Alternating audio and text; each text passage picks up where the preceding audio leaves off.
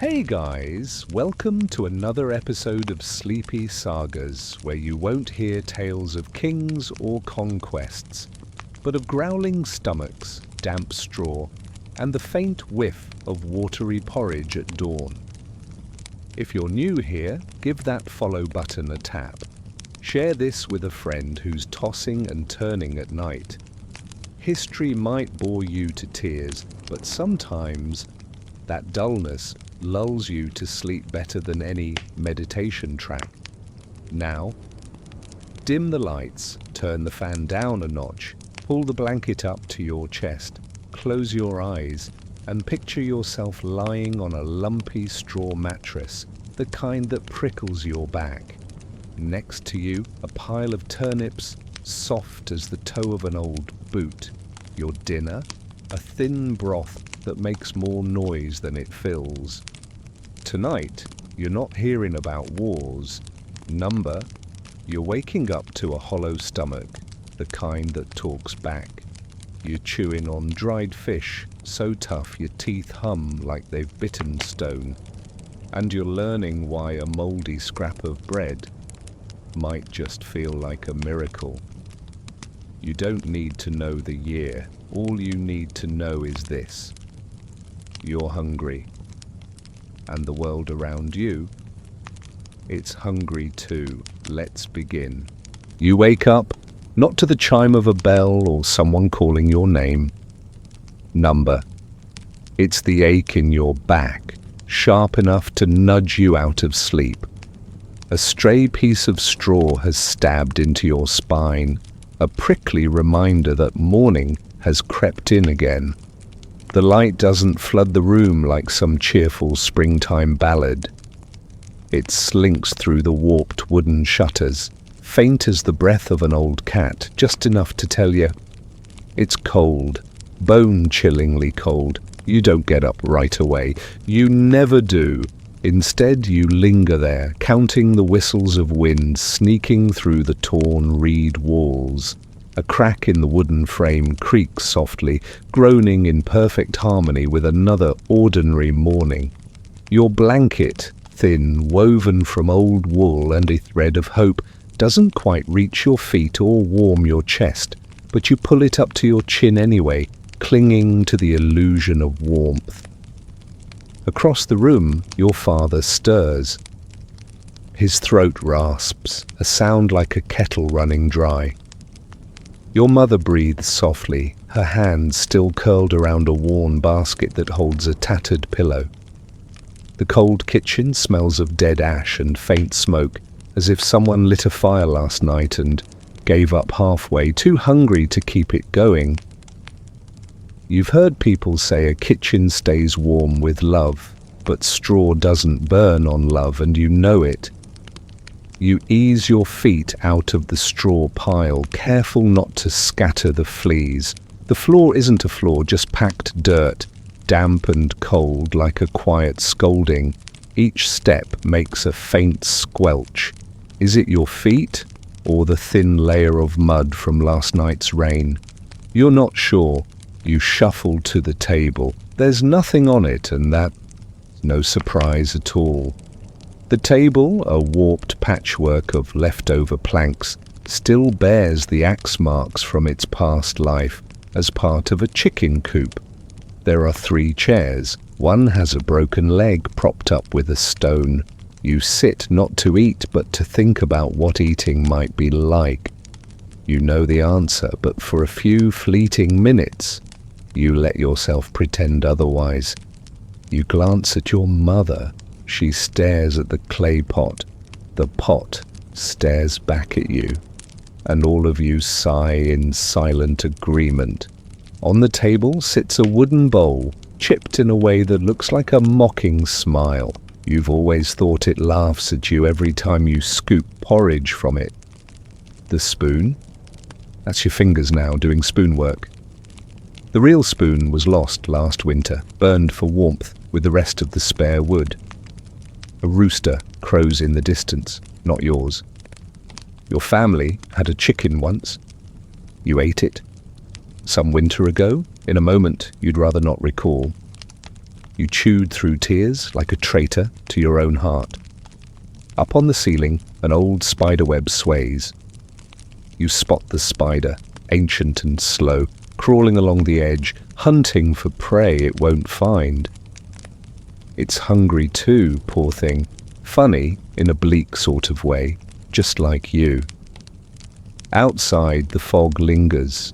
The wind slips through the wooden frame, brushing the back of your neck like a cold hand from the past. You shiver, not from fear, but from a chill, so familiar it barely registers. Your mother starts the fire.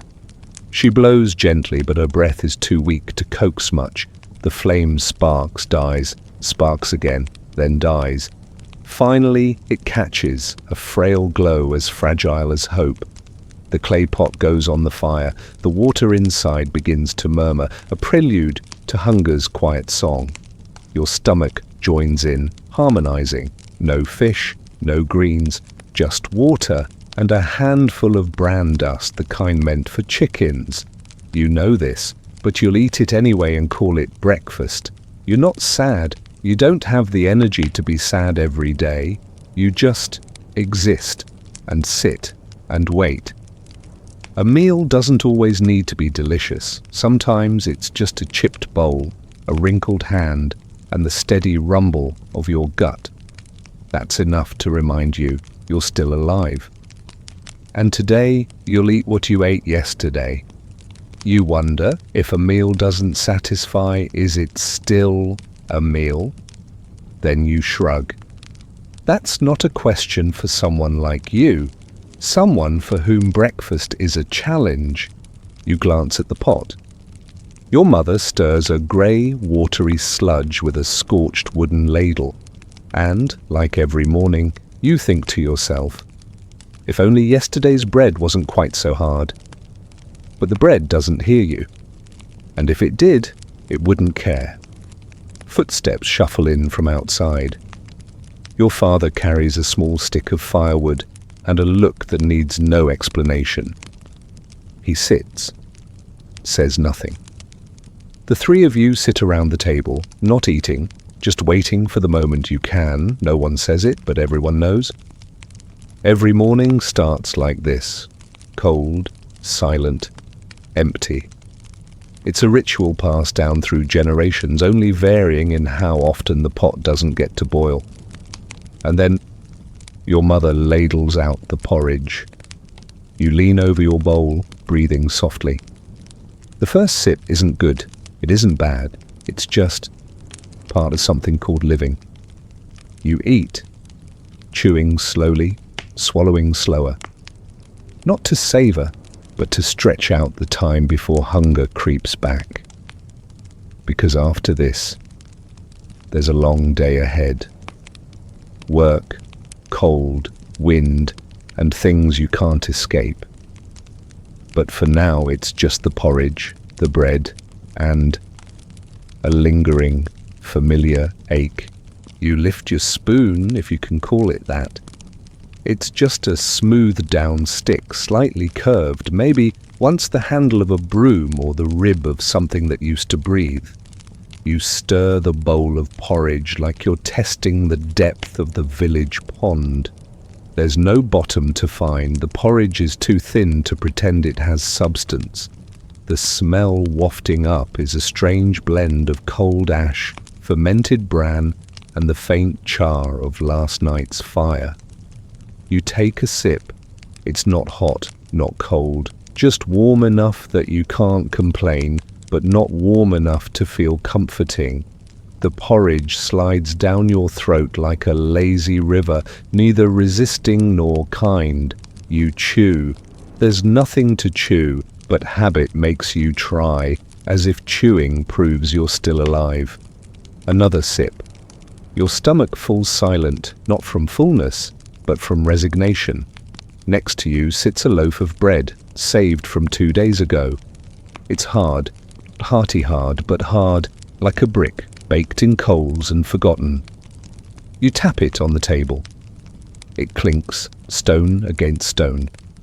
You bring it to your teeth, testing a corner. Your teeth win, for now. A small shard breaks off, sharp and dense. You hold it up like you've snapped off a piece of some ancient weapon. You try to dip it in the porridge like always, but the porridge is too watery to hold the crumb. It sinks to the bottom, a stone drowning in a diver's dream. You smile faintly, not because it's funny, but because if you don't smile, what else is there? Cry? Crying over a swimming loaf won't fill your belly. You chew the bread. It crunches like dry bark, rough, tough, with a hint of mold. You chew and chew and chew, then swallow or pretend to, convincing your stomach something arrived. Your mother eats her portion, silent as a statue. Your father sips his, really just porridge, too thin to hold its shape. No one speaks. Every possible line for this scene was used up in meals long past. A few crumbs remain on the table. You sweep them into a tiny pile, like a mound waiting for seeds. Part of you wants to scrape them into your mouth. Another part thinks, save them for tonight. You'll be hungry then too, and the bread can't get any worse. It's already beyond spoiling. Up above, the light grows clearer. You see dust glinting like mist in a quiet beam of sunlight. It's beautiful if you were a painter or if hunger didn't cloud your eyes, but you just see dust, and light doesn't fill a stomach. You think of meat, not a slab, just a sliver the size of a finger, tough, sinewy, something to chew slowly. But meat. The last time you tasted it was St. Alban's feast. You remember because the house was so quiet you could hear your father swallow. It was a chicken foot, not whole, just the last joint. You sucked it 5 times before letting it go, like holding on to the memory of a lavish bird. You think you're used to this, but being used to it doesn't mean it's pleasant. It's like living with the smell of ash. You stop noticing until someone opens the door and a new scent jolts you. Sometimes it's the smell of roasting meat from the landlord's house, carried on the wind, teasing you. You don't envy, you're just tired. Envy takes energy, and you don't have any to spare on feelings like that. You still have half a piece of bread to chew before it turns to stone for good. You glance at your little sister. She's licking the bottom of her bowl, searching for something forgotten. A pea, a grain of bran, a miracle. She looks at you. You say nothing. You both know any hope for this breakfast is long gone. You stand. The chair creaks as if disappointed that nothing joyful happened this morning. To remember, you step to the door. The wind grazes your cheek, a half-hearted greeting from the world outside. You rub your stomach. It's still empty, but at least it's quiet now. You're not full, but not as hungry as before. You're caught in that medieval compromise, not enough to feel joy, but enough to keep living. You tell yourself this breakfast. It's not the worst. At least no one died at the table. The bread isn't furry with mold. No one had to share a roasted rat. Just thin porridge, hard bread, and a morning that's almost funny if you've got a strange sense of humor. You glance back at the empty bowl. It's as empty as every morning before it, but you think if there'd been a single peppercorn or something with a scent beyond ash, maybe you'd call it delicious. And so you start to dream of something rare for you, spices. Warm, sharp, luxurious scents that don't belong to you. You used to think spices were for making food taste better. Now you know, spices are for other people to use. You just get to catch their scent, and even that feels like a small privilege. Smelling cinnamon once in your life might be worth more than meat. You can't recall the first time you tasted pepper, because you never have. But you remember the first time you smelled it. It was a winter afternoon. the wind slipping through the landlord's window, carrying the sharp, warm scent of soup simmering in their grand kitchen. You stood beneath a dead apple tree, clutching your empty stomach, sniffing the air like a drowning man gasping for breath. The smell was sharp, spicy, like moldy turnips, but fancier. You didn't know its name then, only later when someone whispered, "That's pepper," did you repeat it in your head, like learning a spell. From then on, pepper wasn't just a spice, it was a dream. A faint, stinging, expensive dream that didn't belong to you. They say a pound of nutmeg is worth 7 fat cows. You've never seen a pound of nutmeg. Or 7 fat cows, for that matter.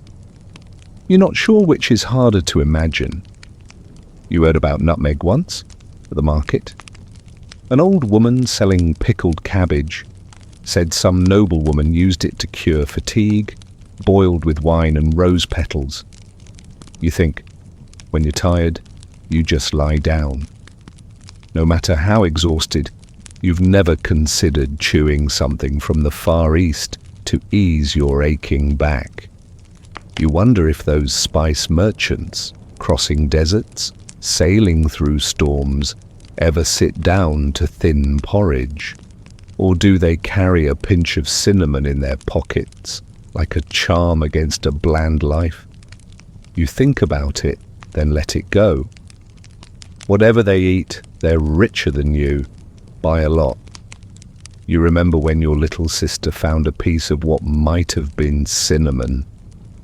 She wasn't sure it was just a fragrant stick left in the rich folks' kitchen scraps.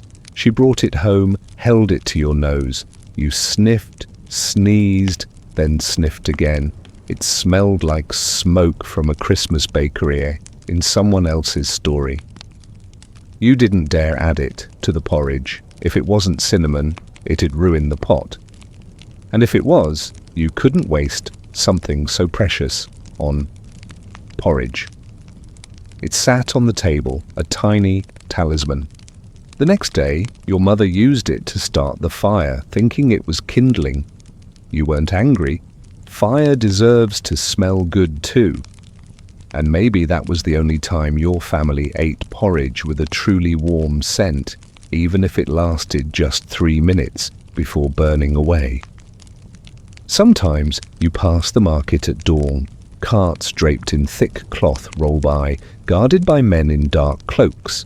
You're not allowed close, but the wind has its own way of sharing.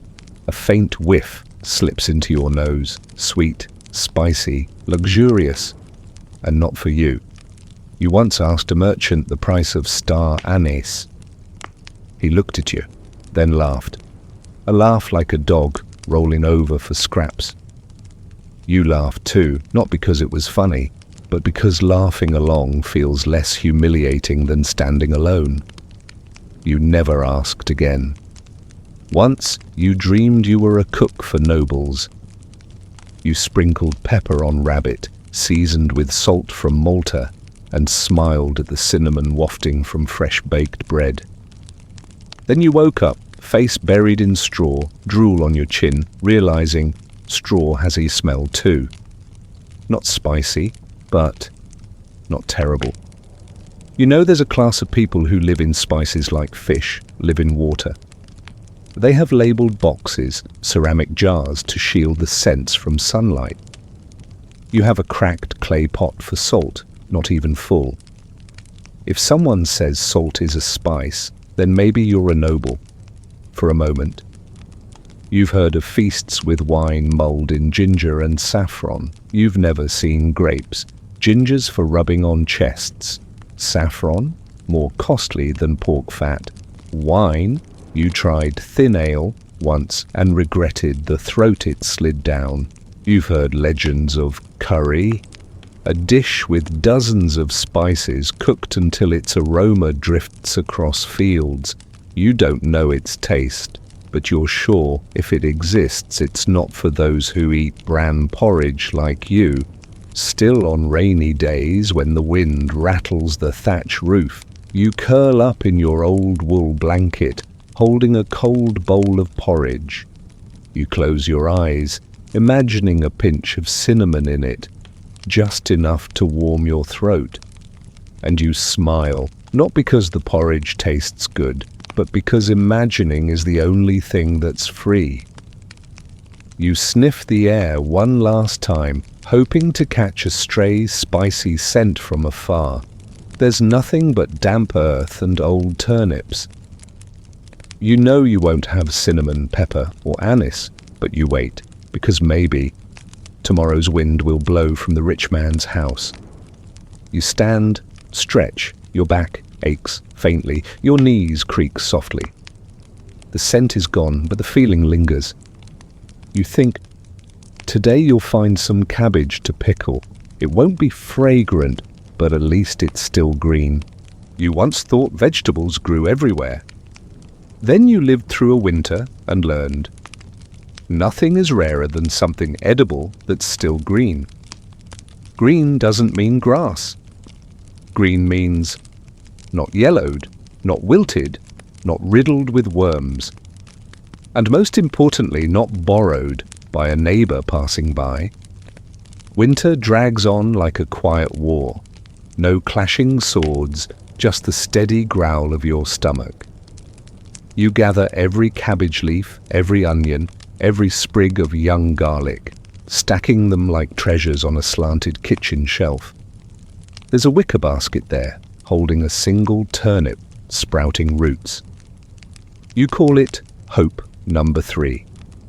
Numbers 1 and 2 were gnawed by rats earlier this month. Onions are strange. You hung them from the rafters, thinking they'd dry out, saved for Easter. Instead, they sprouted. A tangle of white roots dangles like an old man's hair, reaching down as if to start a conversation. Cabbage? It's ancient. The outer leaves are tough as pigskin, the core rotting from the inside out. You peel layer after layer, hoping for one edible ring. Usually, there isn't one. You've dreamed of a vegetable cellar. A small one with stone shelves, a wooden door, and no leaks when it rains. In reality, you have a damp nook under the bed for garlic and pickled cabbage, just mouldy enough to keep food, not entirely spoiled. You remember a summer flush with greens. The village had so much cabbage they wanted to tear it out. You secretly dried the leaves and stashed them under the thatch. When winter came, your mother boiled those dried scraps into a thin broth. You drank it, tasting sweat-soaked paper. But at least it was green paper. Once you found a whole pumpkin, unspoiled. They said it wouldn't last. You brought it home, placed it on the altar like a guardian deity. Everyone stared. No one dared touch it. You have a funny habit, naming your vegetables. The onion is Fat Man, the cabbage leaf is Lady Curl, the turnip is Little Stone. It's foolish, you know, but when you eat, it feels like saying goodbye to a friend, not swallowing a bad meal. Some days you pass the abandoned garden behind the village. A few wild greens sprout there, but no one picks them. Rumor says the land is cursed. You don't believe in curses, but you believe hungry people believe in curses. You tried pickling cabbage once. Aunt Three's recipe. Chop fine, knead with salt, pack in a clay jar, and pray. You're not sure which mattered more, the salt or the prayer. It didn't pickle, it grew pink mold. Once you bought 2 carrots, early season, pricier than salt. You wrapped them in linen, buried them in the hearth's ashes. 3 days later, one was gone. Even dogs know carrots are gold in winter. You know vegetables aren't just food. They're hope for something that isn't salty. Porridge is bland, meat is rare, so vegetables balance both, if they're fresh. If not, you eat them anyway, in silence. You once ate a soup with just 2 cabbage leaves. You chewed slowly, like reading a love letter. The broth was clear as water. The leaves seemed to slip through and vanish. You weren't sad. You drank it all, then sat like a monk in meditation. Some nights you lie awake, dreaming of a field of greens. Cabbages big as heads, carrots long as shins, turnips white as a child's arm. You dream of picking, of chewing, and wake to the smell of a dead rat under the hearth. You don't blame the vegetables, you blame the weather, the soil, the manure, the neighbor who picked first. But you keep planting, keep sowing, because without vegetables, there's nothing to dream about. You once thought about eating grass, just once. You tried a handful, then spat it out, coughing for 10 minutes. Since then you've known vegetables deserve their names. You look at the empty basket where the turnip used to sit. You sigh softly, tapping the rim as if calling it back. No answer comes, just the wind through the thatch and the smell of mud from the well. You know, come the saints' feast, there might be fresh greens, or there might not. You just hope the cabbage won't be as bitter as last year. And if there's meat, it should come with vegetables to make a real meal. You don't know when you first ate meat. Not because you've had so much you can't keep track, but because it comes so rarely it never became a habit. It arrives like hail, scarce, sudden, and enough to make someone weep from gratitude, or from the ache in their teeth after chewing a sinewy rib tough as a boot. Meat is for memories, not daily meals. It shows up at saints' feasts, weddings, or when a pig refuses to birth its 8th litter. The village elder declares it's lost its blessing to breed, now it feeds us. You stand nearby, feeling holiness radiate from a quivering slab of fat in a pot of boiling water. The smell of sizzling fat stops the village kids mid-stone toss. They freeze, necks craned, eyes gleaming like crescent moons, sniffing like tiny bellows. You're no different. No stones to toss, but you breathe it in. You don't smell the meat, you drink it with your lungs. The first piece always goes to the eldest, usually someone's grandfather. He chews slowly, so slowly, each bite a prayer. Then he nods, and the table is allowed to dig in. You don't chew. You hold it in your mouth, like cradling a keepsake. Once, you ate a piece of gristle tough as rope. You didn't complain. Your jaw ached, but your soul felt full.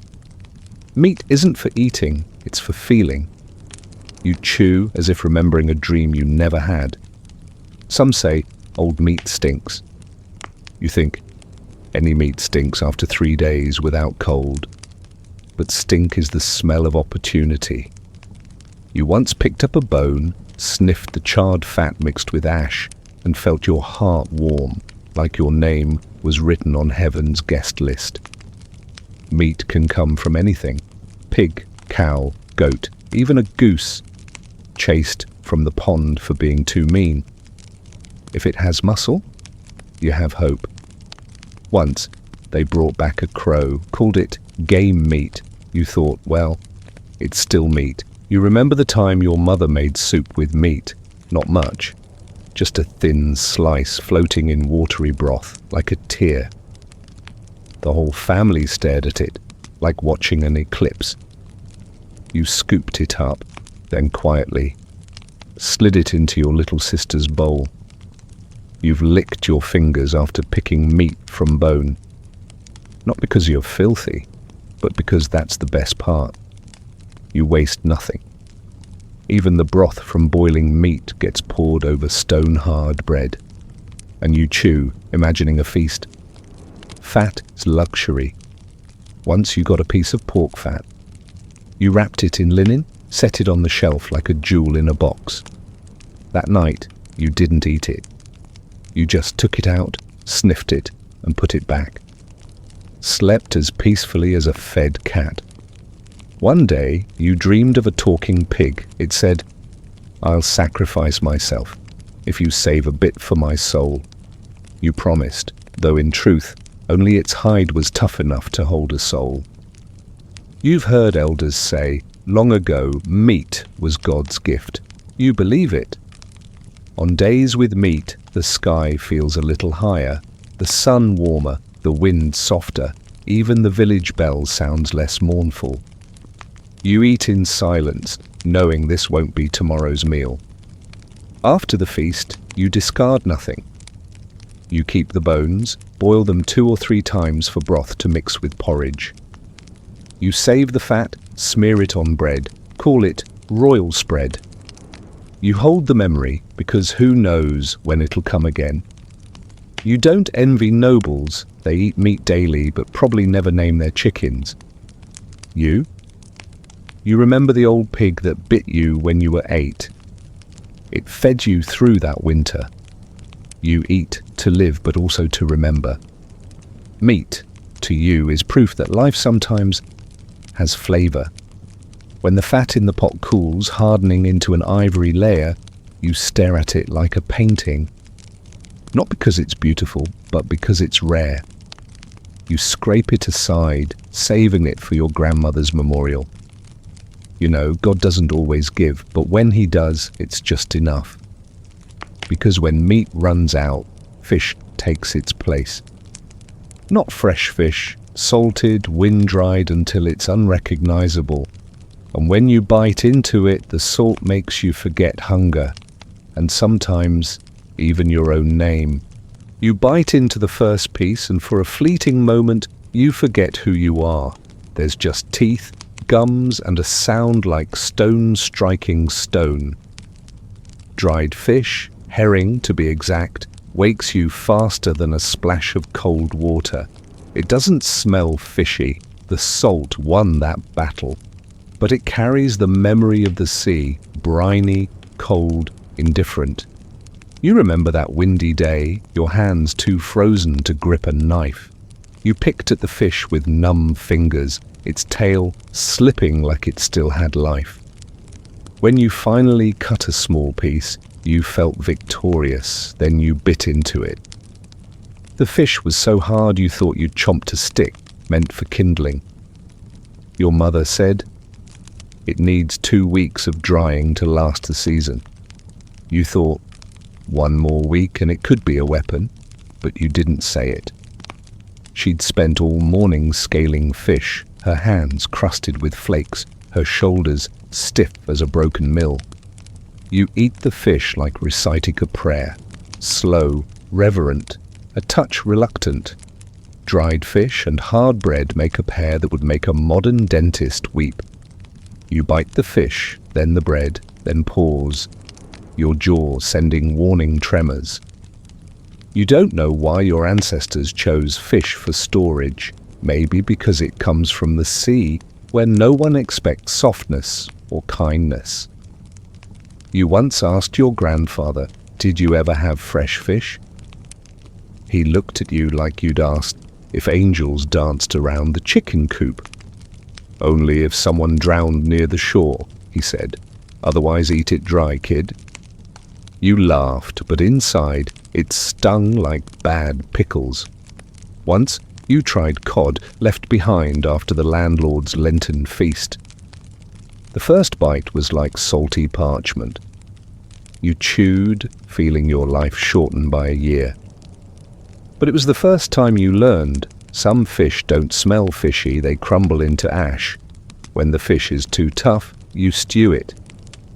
Not to soften it, but to justify adding more water to the pot. The broth from dried fish gives porridge a flavour. Not sure what kind, just a flavour. You drink it like sipping fermented limestone. The village kids call dried fish swords, not because they're sharp, but because they'll tear your tongue if you're careless. You once bit too fast and bled from your gums like you'd gargled vinegar. Your mother said, "It's salty enough, don't complain, blood's just extra seasoning." You don't hate dried fish, you just don't know how to love it right. It gives you salt, protein, and a reason to drink more water. It also gives you time. Chewing a single piece takes half the afternoon. Some winters drag on and fish is all that's left in the kitchen. You eat it for breakfast, lunch, dinner, even in dreams. One night you dreamed you fell into a well of salt with dried fish swimming in layers around you. You woke with the taste of brine on your lips, unsure if it was the dream or last night's dinner stuck in your teeth. Once, at a saint's feast, someone gifted you a small dried fish. They tied a red ribbon around it, like jewelry for a corpse. You didn't eat it, you hung it on the wall, a symbol of survival. The next season, you tried a bite. Time doesn't soften dried fish, it just weakens your teeth. Some say eating dried fish teaches you to live long. You have to chew slowly, breathe between bites, and be careful not to choke on a bone. It's like living. You can't rush it. You swallow slowly, breathe deeply, and think, at least it's not swimming anymore. When you're done, your mouth feels like parchment. You drink water, lots of it, and your stomach floats like a barrel of brine. But you feel full.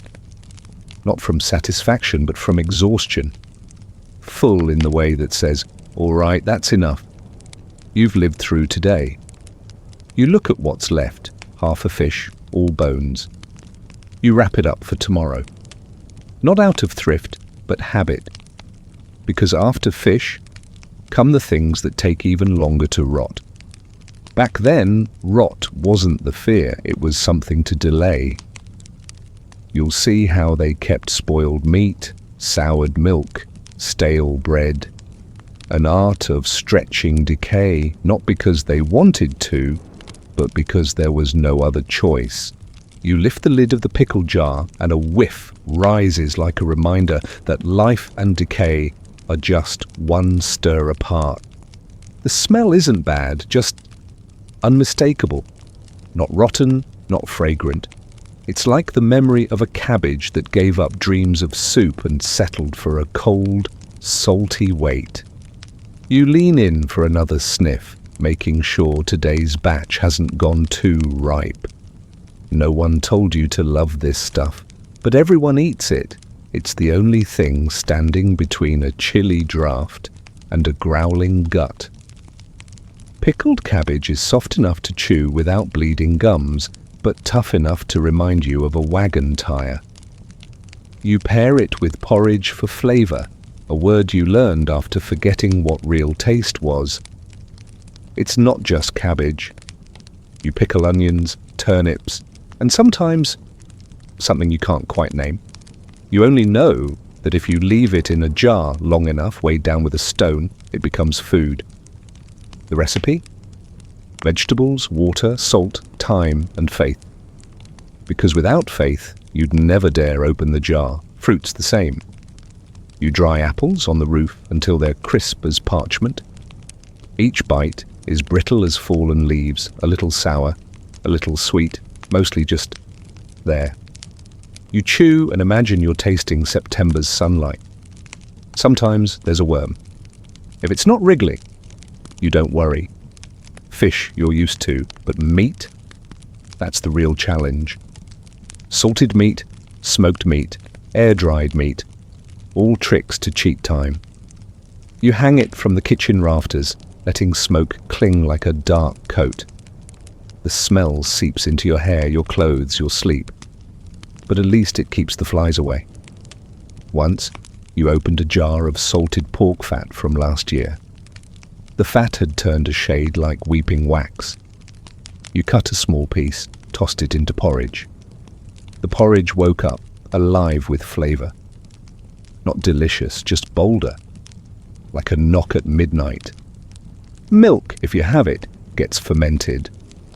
No icebox, no fancy glass jars, just a clay pot and luck.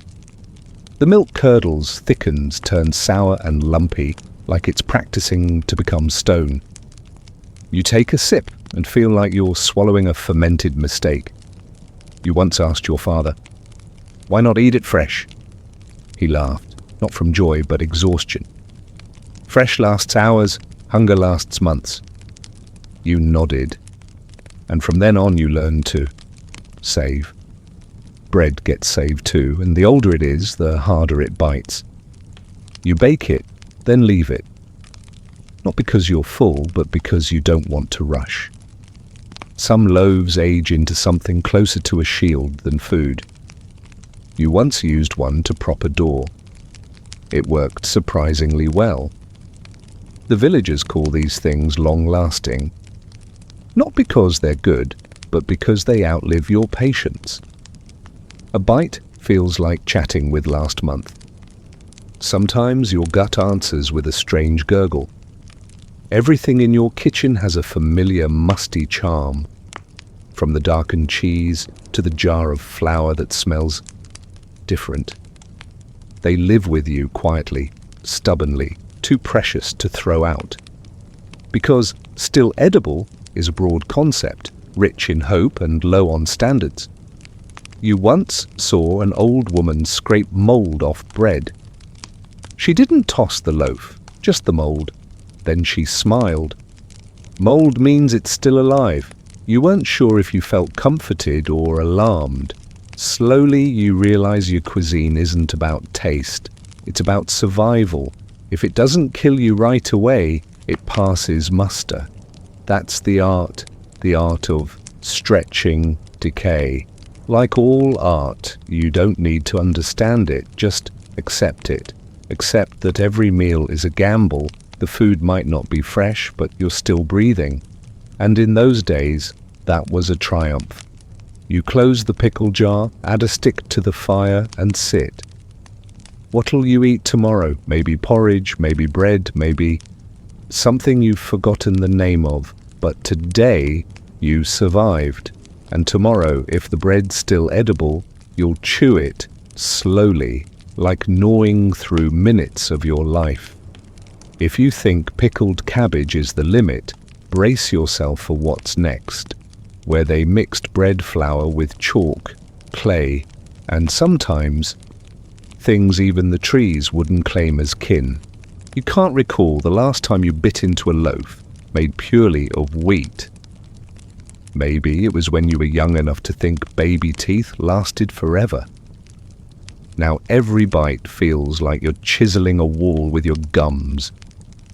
Your teeth creak and the bread offers no mercy. Each loaf is a polite refusal from the universe itself. You soak it in porridge, vegetable broth, or rainwater, whatever's on hand. Some use ale, but when even the ale is watered down, forget it. The soaked bread softens a bit like an ancient brick, still capable of drawing blood if you're careless. The baker's no happier than you. They stare at their half-empty sack of flour, then at the pile of dry sawdust, and sigh. Maybe they wrestled with guilt over the first batch. By the 20th, conscience and coin took a long nap together.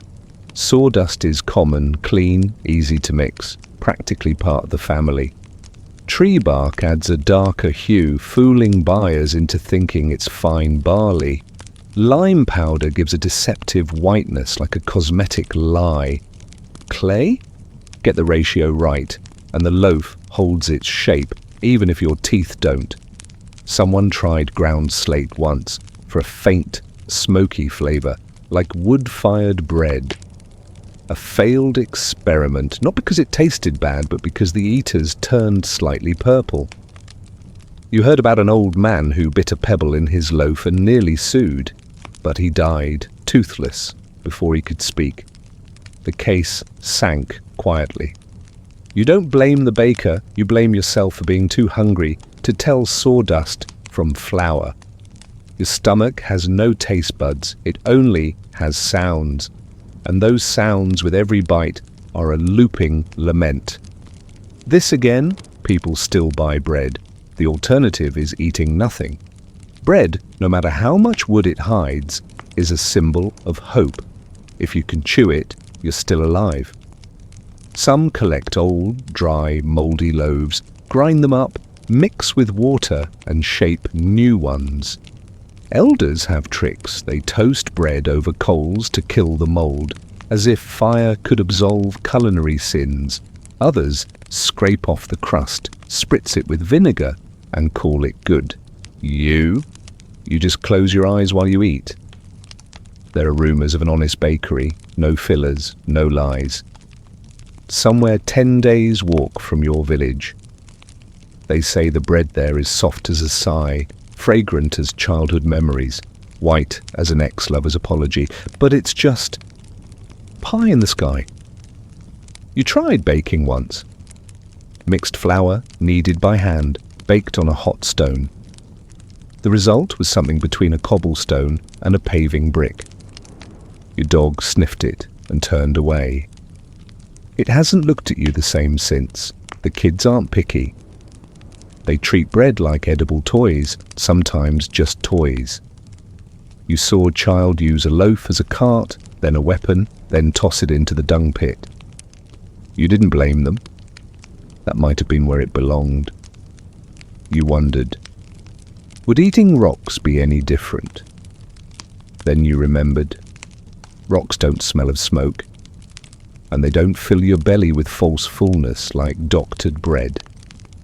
So you choose bread with all its swollen gums and dreams of satiety. The next day, you're back at the market. You pick a loaf with the least lime, least sawdust, least clay. Not good, just less bad. The baker says little. They know you know. Everyone chews in silence, as if truth hurts less when unspoken. At dusk, you set the uneaten loaf on the shelf, hoping the rats take the rest. Rats, after all, deserve a taste of truth too. You sip warm water, lean against the wall, and think of a time when bread was just bread, not a masquerade. When you've chewed through the disappointment of the loaf, pour a sip of ale, not for joy, but to remember once ale had flavour, and the people who brewed it once had dreams. You cradle the chipped wooden cup, raising it to your lips with just enough hope to avoid despair. A sip of ale, if you can call it that, slides down your throat like boiled weeds, not warm, not sharp, nothing but the faint whiff of yeast that never got a chance to grow up. You don't get drunk, you just get sad. This drink once had a reputation. It was the pride of the village brewers, like Agnes with her curly hair and burn-scarred hands. They brewed in brick ovens, stirred in iron pots, timed by the sun, and measured strength by gut feeling. On good days, the ale was rich, frothy. On rainy days, it was thin as an insincere apology. Agnes hated watering it down. She swore she never would, the day her husband traded a whole cask for a lame chicken. But then grain prices rose, the pot cracked, her daughter burned with fever, and oaths don't fill bellies. So water crept in, ladle by ladle, as if she were diluting her own guilt. The ale still foams, but it's a mournful foam. The yeast isn't yeasty anymore, just the scent of warmed-up failure cooled back down. You drink the first cup with hope, the second with acceptance, the third because there's nothing else to drink. And you stay sober as a bird, only your dignity slightly tipsy. Someone tried brewing it stronger, more yeast, more hops, more prayers. The result was a bitter, fizzy soup. Another dumped a whole barrel into the dung pit out of rage and got fined for waste. Because bad or not, ale is still ale, better than nothing. The funny thing, you still go drinking every afternoon, with the other men all pretending it has flavour. They wince, nod, raise their cups like they're sipping something profound, then sit in silence, a wordless rebellion. Agnes still smiles when she pours, the smile of someone who's tasted the real thing, now selling a shadow. It's not bad, she says, if you drink it half asleep. You don't ask more, you know she's talking about life.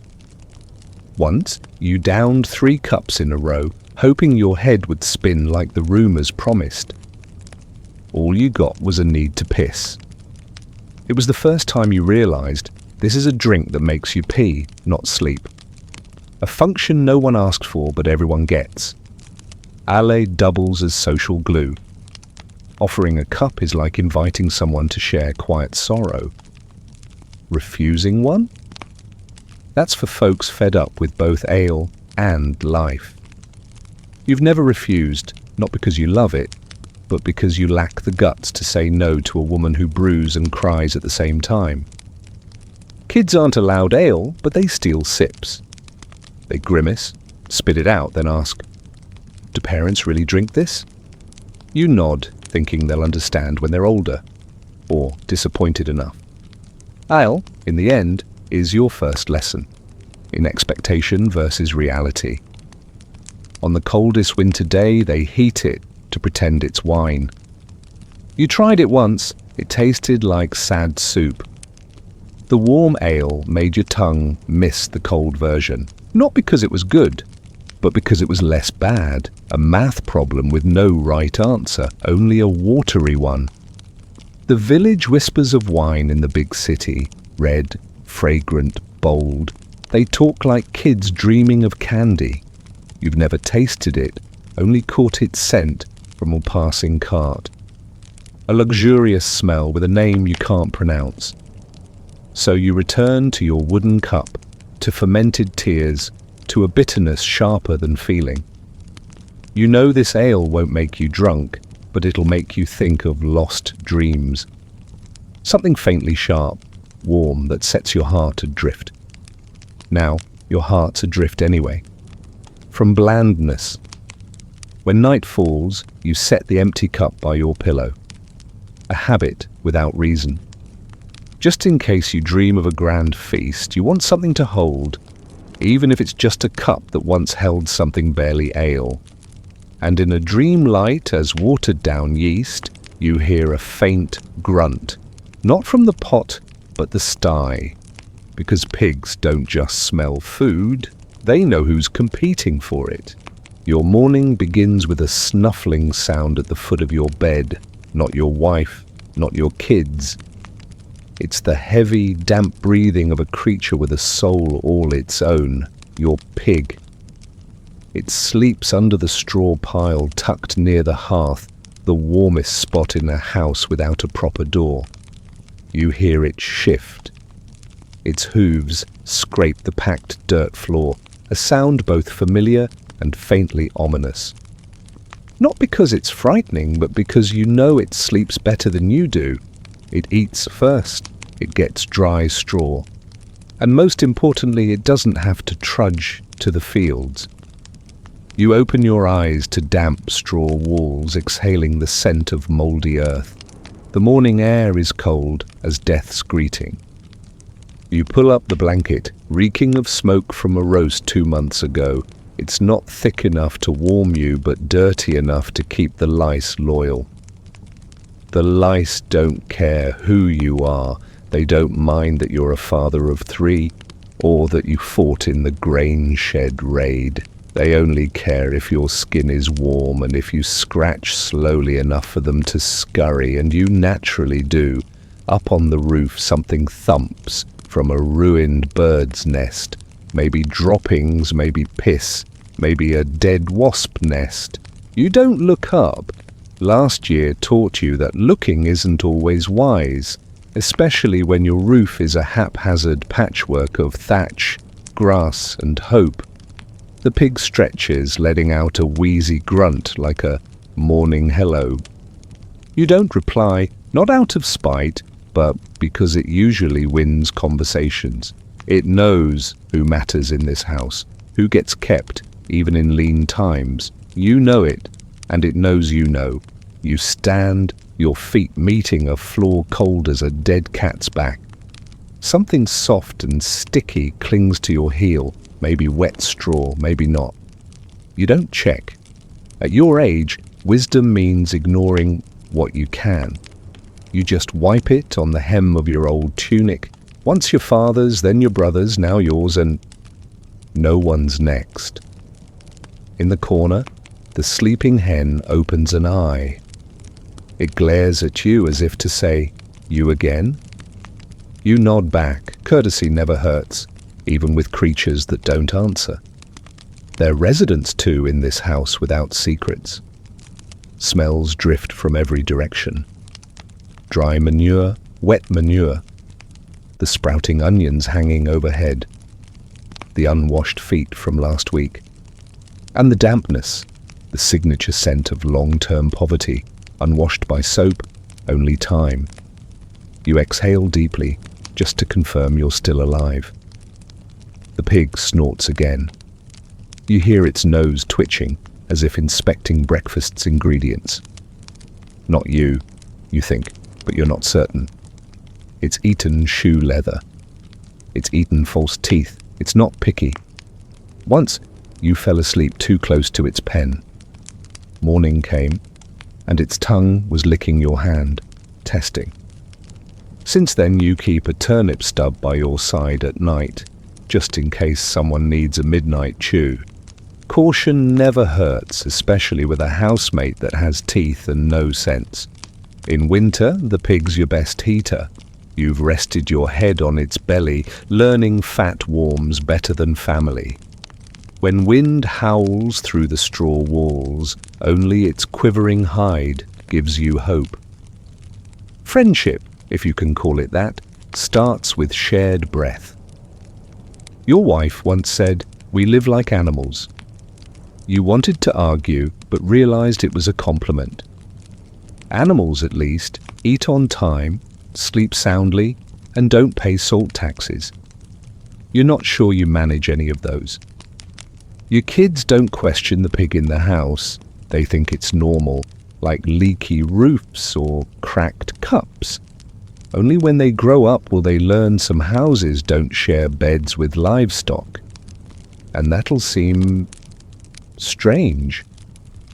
You don't mind sharing with the pig.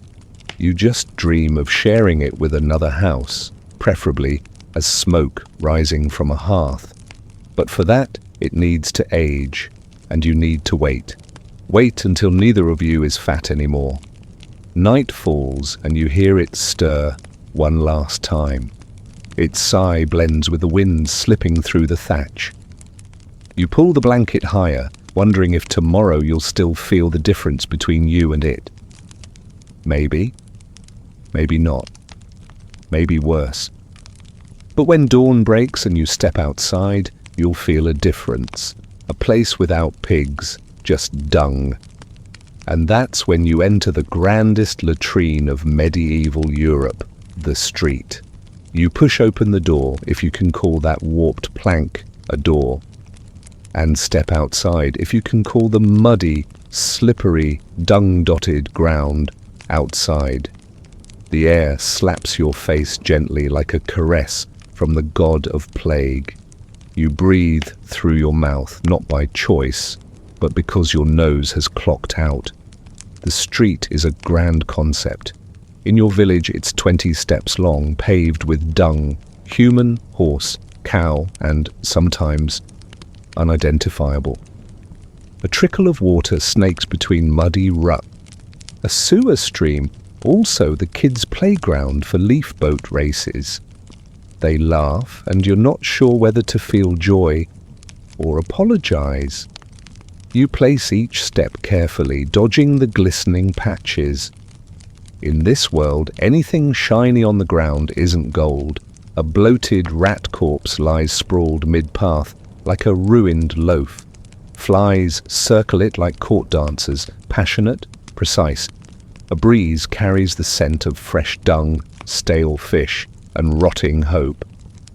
You recall the first time you smelled it, around 5, face first in a ditch. You cried, your mother laughed, then doused you with water, dirtier than you were. That's when you learned your first lesson: the ground is where you'll spend the most time. You step over a pile of refuse where a chicken pecks at something once edible. A moldy crust, a scrap of coffin lining. Hard to tell. The chicken doesn't ask, it eats. You watch and wonder, am I worse off than it? A neighbour dumps their chamber pot onto the street, like tossing a morning greeting. The grey liquid snakes across the dirt, like a hungry child's handwriting. You dodge it, but not everyone does. An old man stumbles into it, creating a scene, best forgotten. No one shouts, everyone's been there. Only the rats perk up, scurrying to the festival. You think if there's a hell, it's probably like this, just with less laughter. You pass the market, if you can call a row of rotting baskets and empty crates a market. A woman selling turnips, soft as waterlogged toes, greets you with hopeful eyes. You shake your head. Not because you don't want them, but because you'd eat grass before those. She doesn't sulk. She turns and yells at a dog instead. The hum of flies is a choir that never takes a break. They land on dried fish, charred meat scraps, your forehead. You swat. Miss, they buzz off, chuckling with their bellies, then return like you never parted. In the distance, kids play, hurling garbage. A lump flies toward you. You tilt your head, not fast enough, and it sails past, leaving a whiff like rain or mould. You don't scold. You were the village's best thrower once. You spot someone squatting by a wall. No one looks, no one stops them, no one's surprised. You've squatted like that too, when your gut betrayed you on a winter night.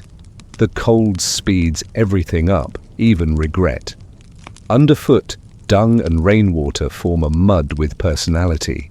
It clings tighter than debt, slips smoother than reason, weighs like sad memories. You skid a step, then balance like an unemployed acrobat. A cat watches, blinking as if to say, "Me too, friend." You wish for rain, not to clean, but to dilute the stench. Rain here doesn't wash things away, it just thins them out. But sometimes, thin is enough to keep going. You pass wooden barrels where someone butchers something. Or someone. The flies there are fatter, denser, happier. The reek of fish guts makes you turn away, but your feet keep moving forward.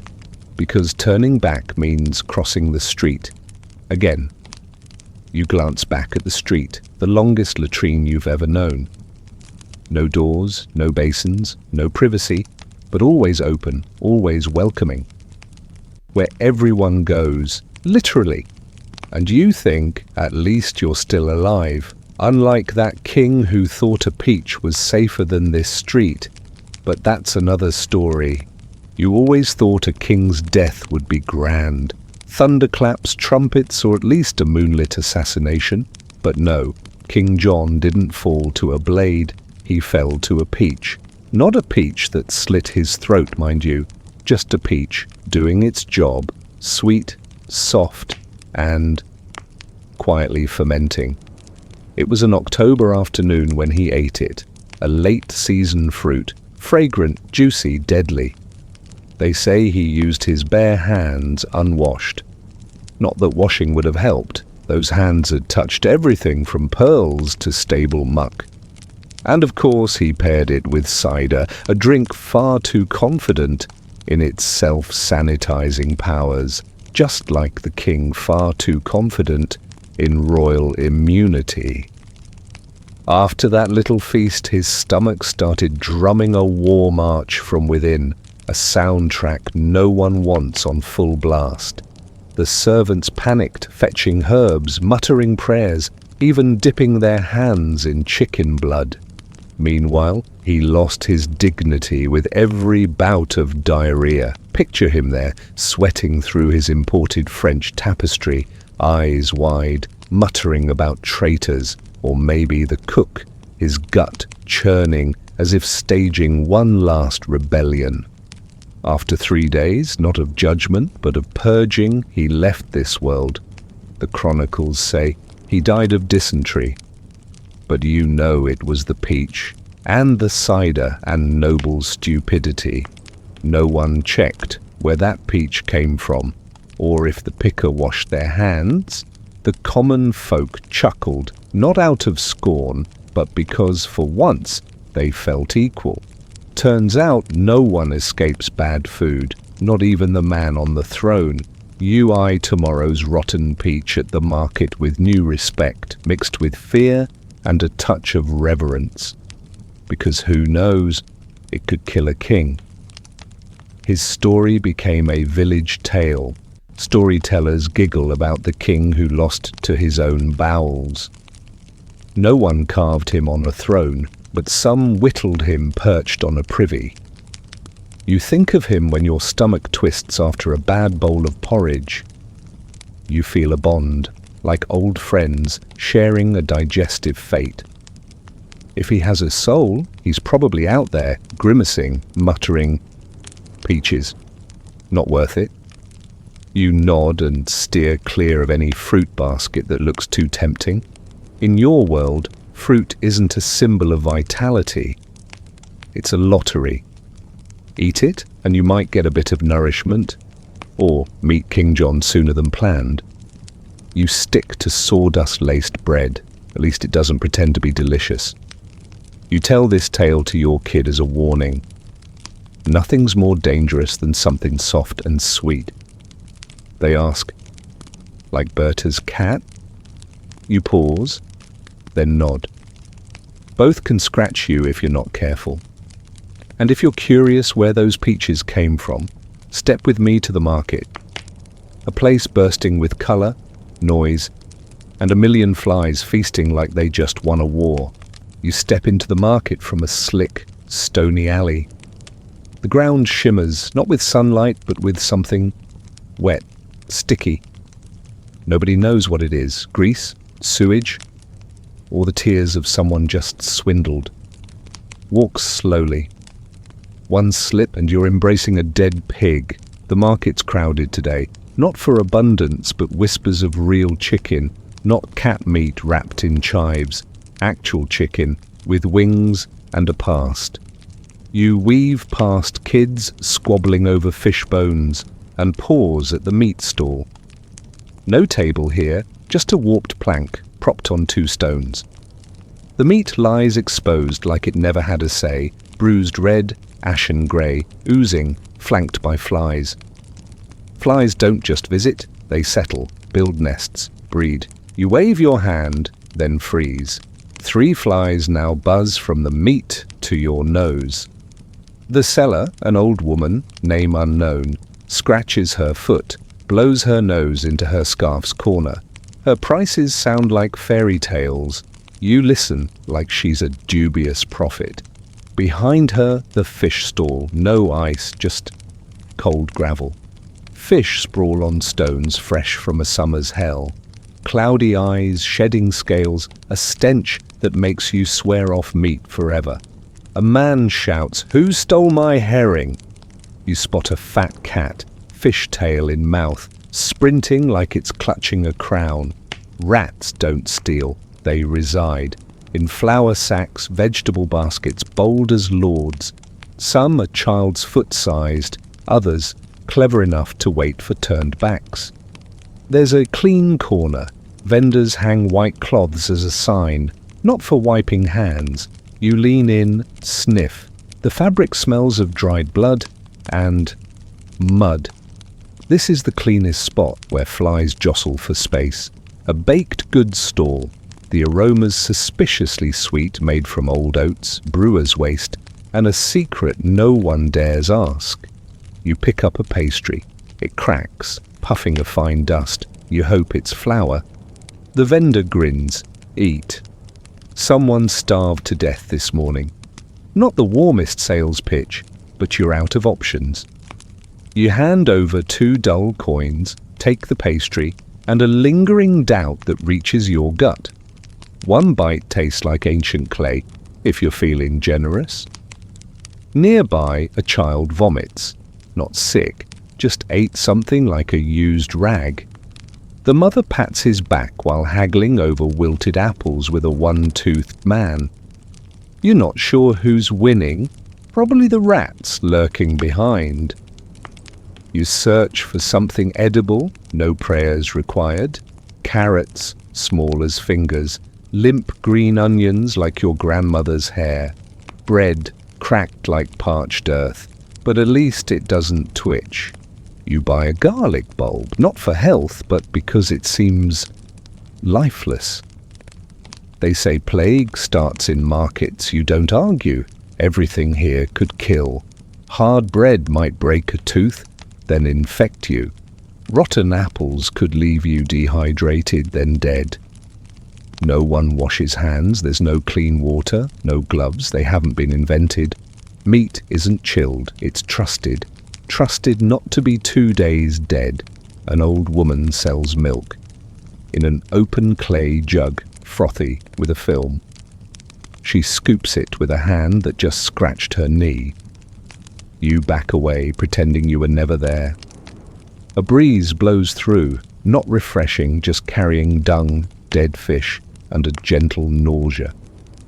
You pause, breathe, and reassure yourself. You survived last winter, the last plague. Maybe today won't kill you either. You leave with a half-empty bamboo basket, heavy enough to ache your back. You walk slowly, listening to the dry pastries clatter. Behind you, flies hum. Ahead, the slippery road home. Quiet. And you start to think of something else. A pastry, not traded for coins, because not everything is sold. Some things, like that small pastry, are for surviving and forgiving. You weren't there, but everyone whispered the tale. A pastry, puffed with flour, water, and a pinch of mercy, stirred a quiet ripple in that stinking market. No royal poisoning, no stone-carved glory. But if history saves a nook for small things, this pastry deserves a warm one. It was a Lent morning, meat banned, growling stomachs called a test, dry bread a trial of faith. Agnes, hunched, hands like brittle twigs, stood by the pastry stall, a faint shadow. No one saw her take the pastry. Only that she held it, 2 hands cradling it like a child. The seller, a young woman, cold, eyes sharp as cabbage knives, didn't shout. Just raised a brow, tapped the table, a sound that made you feel guilty. "Lent," she said, "and you steal bread."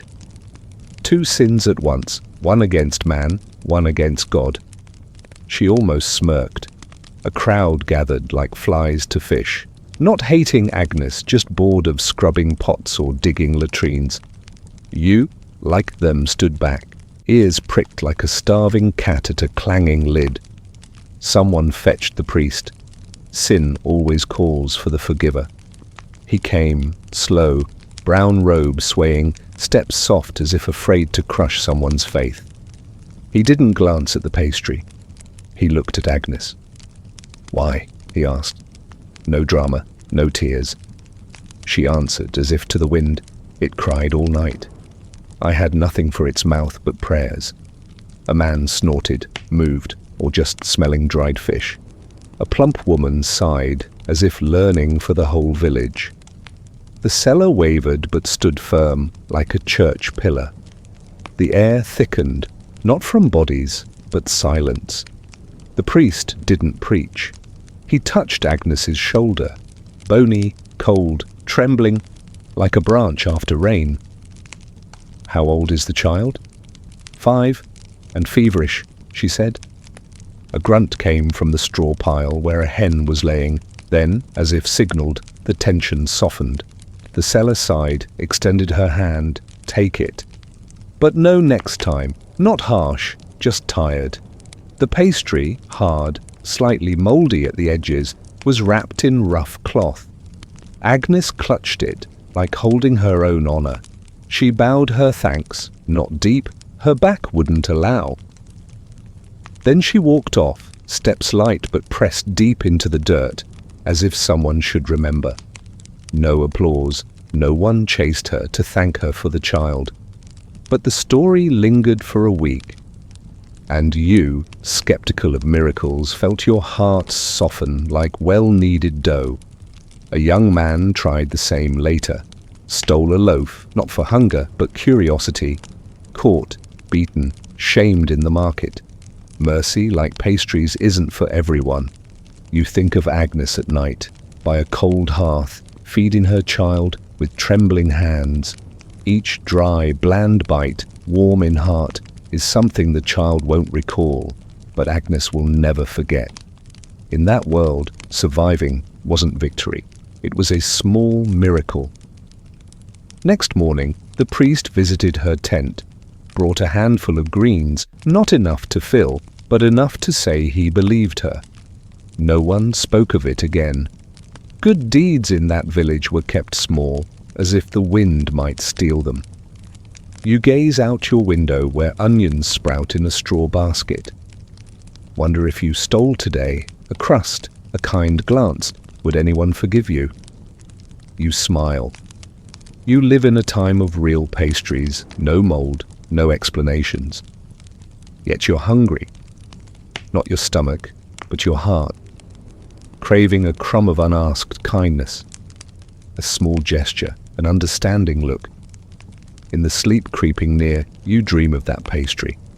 In a child's hands, eaten in silence like a prayer made solid, where you eat without judgment and are full without confession. You trudge all morning through muddy paths, past mossy stone walls, to a windless place where bells hum like a weary heart.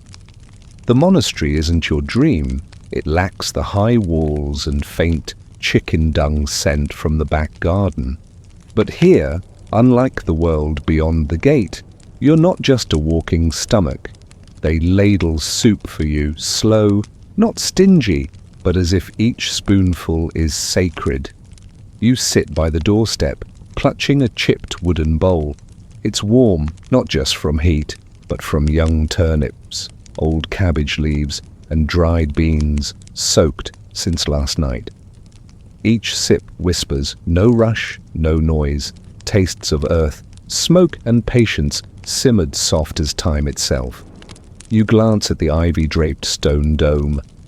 Every sound, pot-stirring, footsteps, feels rehearsed, careful not to shatter the rising quiet, like smoke from the hearth. An old monk passes, carrying parsley, its faint scent, a tender memory not yet formed. You don't dare ask for some, just steal a whiff and feel less hungry. A young novice, neither big nor small, waters carrot rows. Not a careless splash, but drop by drop, as if each bead needs a saint's approval. His hands tremble in the breeze, yet he persists, not from fear of punishment, but true belief that carrots have souls. Unlike the market, where turnips are tossed like stones, tomatoes weaponized, they don't grow much, not for lack of land, but to avoid waste. Excess to them insults mercy. Your soup never overflows nor empties too fast. Each spoonful, a prayer, short, steady. In the kitchen, a blackened pot, lid, cracked, simmers always, even unwatched. You swear it has a soul. It holds warmth, smells of chives, and saves those forgotten by the window. You were once forgotten. That pot wasn't. One rainy day, monastery rain, silent, steady, long enough to forget the sun. You huddle under an eave, listening to water drip into wooden troughs. A monk passes, says nothing, just presses a small onion into your hand. Elsewhere, that's a smile. On saints' days, the soup thickens with extra beans. No one mentions it, but all notice. You see an old woman scrape the pot, not greedy, but chasing the scent of her mother's broth. You don't laugh or help, you stand still, the best way to honor another's hunger. You've had town soup, made of who knows what. Here you forget ingredients, but remember the smell. Fresh cut grass, smouldering roots, and sleep unbothered by rats. The soup's scent is like someone stroking your hair when you were small. Afternoon fades, sunlight dimming like a spent candle. The monastery falls silent, a page of scripture unread. You sit on the courtyard's last stone step, belly full, heart empty. Empty in a weightless way, Not loss, but nothing left to fear. A child approaches, slips dried leaves into your hand. "For good sleep," she says. You don't believe, but take them. Here you accept what's rarely given. Pressing the leaves to your nose, a green dream brushes your eyelids. You're so used to stench that this faint aroma nearly makes you weep. In that stillness, you realize the monastery doesn't fill you, it makes you less hungry, with dignity. No pity, just treatment as if you deserve a full spoonful. Quiet kindness, no sermons, no debts, never loud. As you turn to leave, the soup still simmers like a kitchen's loving breath. You walk slowly, reluctant, though your belly's full. Out there, the world lacks chive scent and smiles for the starving, but you'll carry this smell in memory. And memory, if vivid, can be a meal. Sometimes that very hunger is the final test to know if you're living or merely existing. Some days you eat nothing. Not because your house ran out of food, it never had any to begin with. In that gnawing void, the church declares, today you fast. You sit before an empty wooden bowl, sighing not from hunger, but despair needs to exhale too. Your mother flips the bowl, a ritual.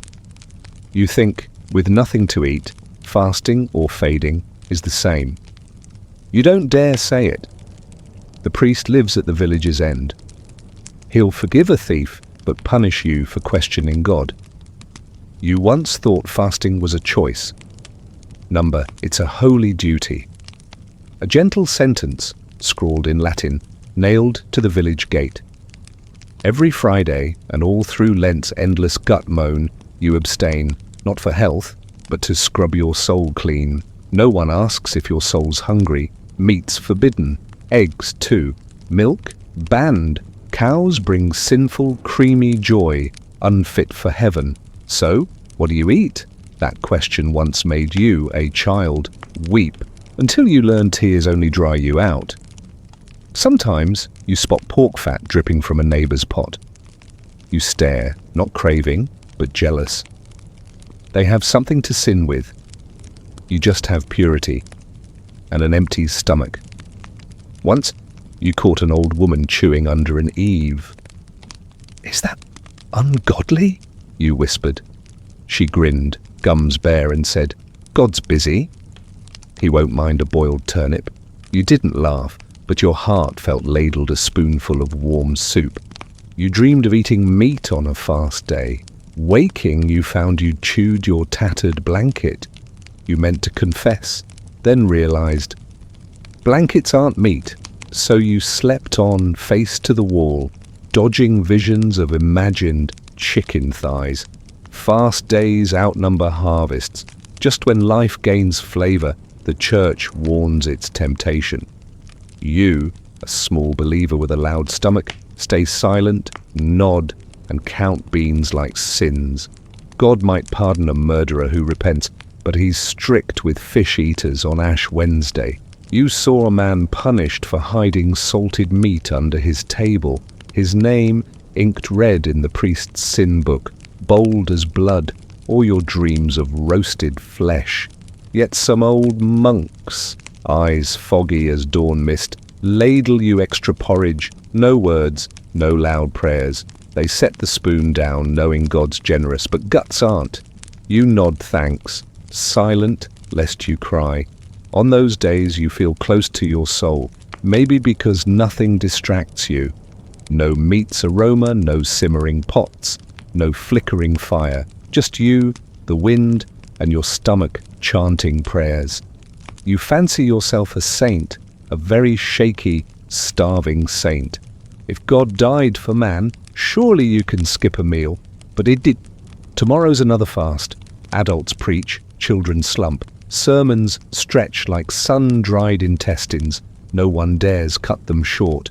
You hear, blessed are those who share, but no one shares their soup. Blessings abound, but bowls have only one bottom. Under the wooden cross you prayed simply, Let me eat something with a smell. Not rich, just a scent. If food lacks taste, at least let your nose live. You once ate cheese on a fast day.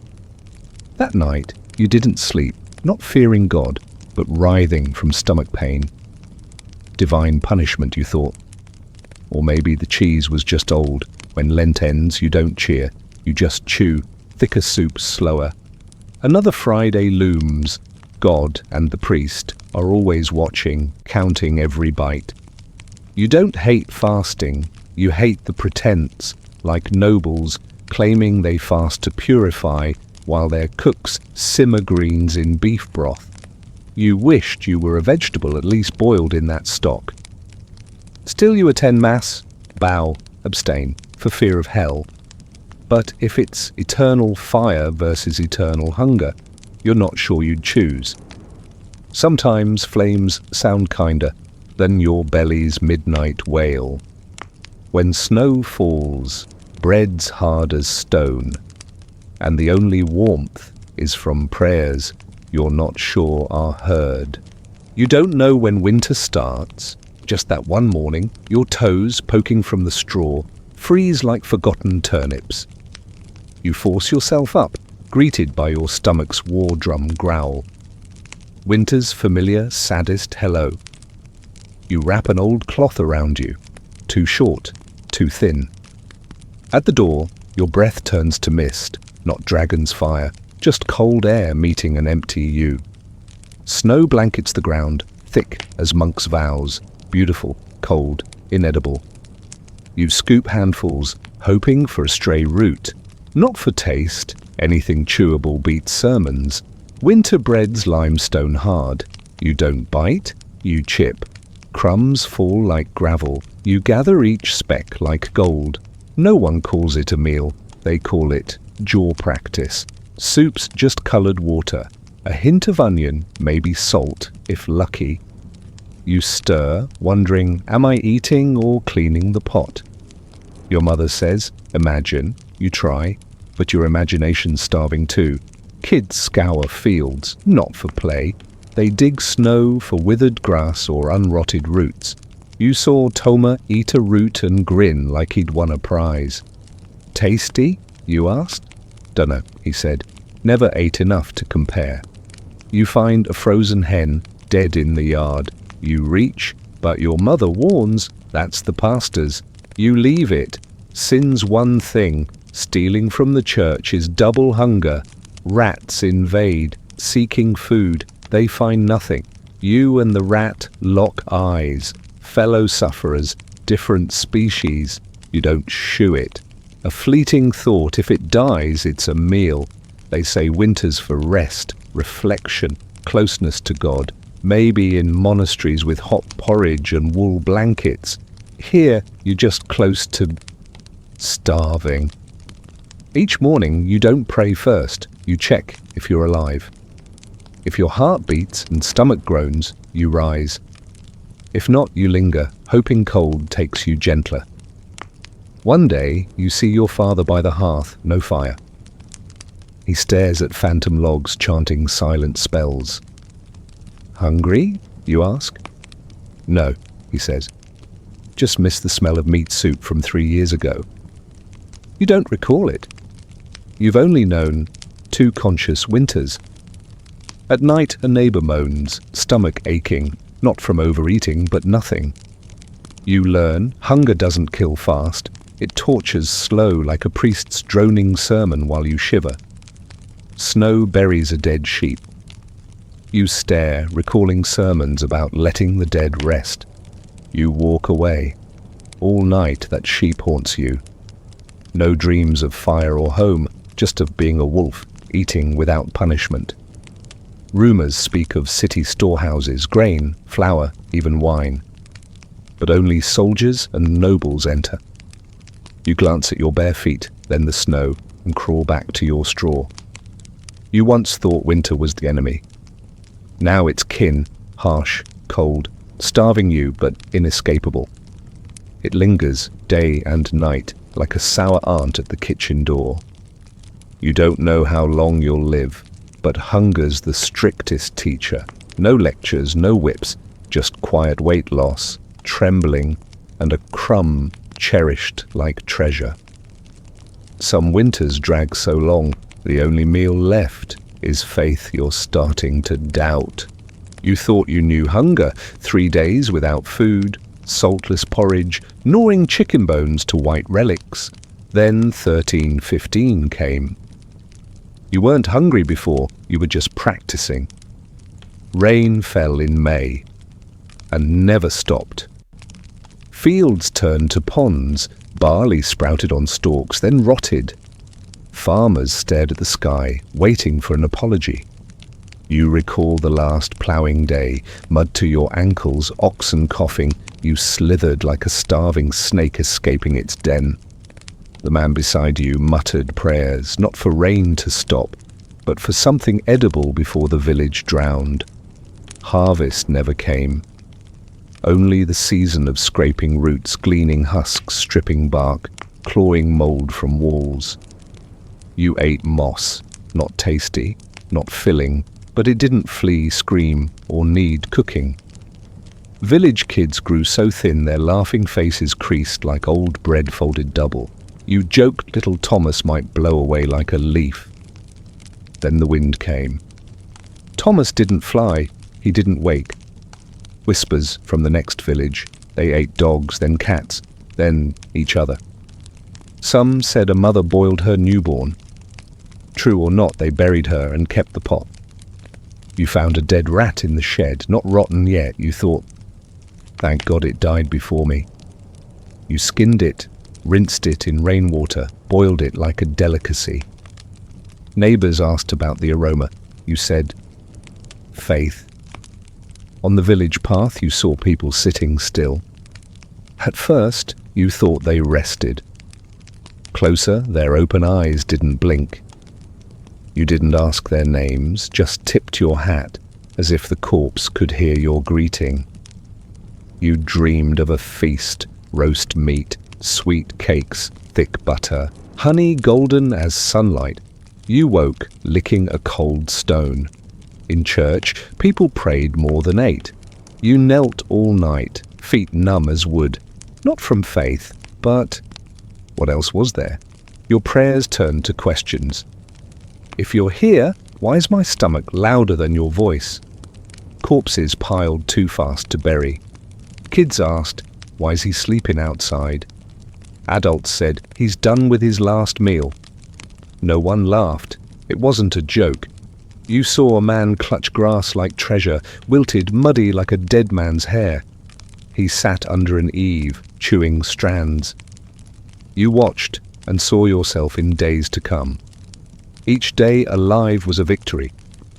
Not because you were strong, but because the weak fell first. No pride, just emptiness. You thought hunger was a test. Then you knew it's a murderer, cloaked in weather, no knives, no traps. It just wait. By 13:22 the rain stopped, but trees were dead, soil spent, people petrified. You gazed at barren fields, heard someone laugh, a short, cracked sound, splitting a throat that forgot meat's taste. They called those years a nightmare. You disagreed. Nightmares end. This, you still lived its aftermath. You survived, not whole, not from losing limbs, but because you no longer believed food was certain. Even seeing bread, you sniffed. Is it real? No one screamed in hunger, but eyes burned. That spring, no fresh grass scent, just mold, rain-soaked rotten barley, and wind sighing through empty barns. You passed a stubbled field, saw a woman gleaning onions from mud. She wept, finding one unspoiled. Not joy, relief. Today wasn't the end. They planted damp seeds. Nothing grew but mushrooms, so they ate those. You heard, he died peaceful, like sleeping, eyes open. Villagers traded to survive, not goods, honor. Some sold their father's name for porridge. Others traded marriage vows for a bitten crust. Your father said, if a cow could talk, I'd marry it for porridge. Joking or desperate, you didn't know. Next day, He was a bone thinner, your calendar of famine. A monk preached, God tests us with hunger. Heads bowed, stomachs drummed. A child smirked, got slapped. You nodded. If you didn't fast, who would you eat? In dreams, you saw banquets. In reality, you bit your tongue asleep, mistaking it for bread. Blood woke you. You thought, at least it's protein. A man died in the market, clutching a crust. No one approached, not fearing death, but suspicion of stealing bread. A dog took it before anyone spoke. In church, a man collapsed mid-prayer. No cries, no help. An old woman draped his cloak over him, then quietly took his shoes. Still good, still warm. You ate dirt. Not to live, but to feel something in your mouth. You chewed it like memories, wishing it tasted of revival. Some drank rainwater pooled on a dead cow. Clear, but foul. They boiled it for porridge, called it holy water. You ate something once, soft like fat, tough like rope. Don't ask, they said. You didn't. Your mouth was busy. Kids stopped crying. No tears left. They lay, eyes open, waiting. You saw your child like that, wondering, what can I give but warmth? Hunger was silent. No screams, no roars. It stole each move, breath, dream. You can't recall your last laugh. An old man said, hunger's when you see your daughter-in-law fall and think, I won't help yet. He fell silent. You didn't laugh. You understood. Too well. That winter, snow wasn't white. Mixed with ash, muck, garbage, animal bones. You scraped it for summer-buried turnips. Found a human bone, left it, kept digging. People lit candles at night, not for light, but to mourn lost dinners. You lit one too, no one asked for whom. Something needed remembering. You survived. Not stronger, richer, wiser, just still here. In 1322, that was miracle enough. After hunger came anger, not explosive, but smouldering, like ashes after a blaze. You don't scream, don't slam tables, don't pen pleas to the Lord. You chew grass roots, watch your shadow on the mud wall like it's asking, why us? Rage isn't a flood, it's moss, silent, slick, gnawing. Wheat's taxed, salt's taxed, even rainwater's God's grace via the Lord. You catch it in a wooden bowl, then they tax the bowl. Nobles sleep on cloud-soft beds, they say. You lie on stale straw, flecked with chicken dung. Sometimes you dream of rolling downhill, only to wake, your back slipping off the heap. Trust in God things'll improve, someone says. You squint at grey skies, see a crow shitting. Maybe God's busy. Or on their side. You had faith once. Until you saw the fat monk plumper than a hog. You slipped out of mass and belief. Not from hate. Hunger doesn't pair with sermons. Your kid asks, why don't we have glass windows like that castle? Because we don't have a castle, you say. He nods, turns away. But you know, he's starting to understand. Night watchmen's bells clang, hungrier than disciplined. Guards are gaunt, shivering too. They eat tree bark bread. Difference is they can hit you for complaining. A rat gnawed your bread once. You ate it anyway. Not love for rats. You just hate an empty gut more. Rats at least don't tax. Rumour says someone grew greens in a latrine. Free manure, not shocking. Clever, you'd thought of it too. You borrowed an axe for firewood. Lender took a fifth of the wood. You nodded, like signing a devil's deal. Burned the rest in silence, eyes stinging. Your rage is a meal delayed forever. A promise from last year, forgotten. A thank you, swallowed by ingratitude. You etch it in memory, burn it with wet wood. Rich kids toss rotten apples. You pick them, wipe them, split them with your child. Not tasty, but sweeter than injustice. Easier to stomach than laws. You dreamed of being a count, just to know 3 meals, not for glory, not power, just curious what's it like to be full. Rage is hearing the priest say, "The poor enter heaven." Then he locks his door, eats apple pie. You look up, clouds drift like tax coins. One night, a villager whispers of a dream, rebellion. No blood, no swords, just bread. You smile, not loud. It's too unreal, like spare coins for joy. You hate no one specific, just the ache of a starved gut soothed by faith. You don't want to kill, just eat full without 20 prayers. Cold sneaks in like an uninvited guest. Hunger's the host, never leaves. You live between them, a 3-legged chair, missing a leg. You sit, never sure when you'll fall. A boy farts in mass, gets whipped for blasphemy. At least he made a sound. You only dare make thoughts, drown them in watery gruel. Then news, war, soldiers march, villagers flee. You don't. Not brave, just hoping they bring meat. War's not your wish, but for a moment, it's a chance to trade screams for the scent of fat. And for you, that's enough. You don't recall the exact day, just a snowless morning, no mother's groans in the kitchen, no starving stomach's wail. A strange smell hits you, not watery porridge, not thrice sun-dried turnips forgotten on the porch. This is rich, fatty, hopeful. You lift your head from the straw bed. Only that smell could drag you from a dusty, damp wool blanket. It's a dream, cooked. In the kitchen, Mother stirs a pot over coals, glowing after ages of ash. No wooden shovel for watery gruel. Today, an iron spoon, metal, reserved for grave moments. You say nothing, no need to ask.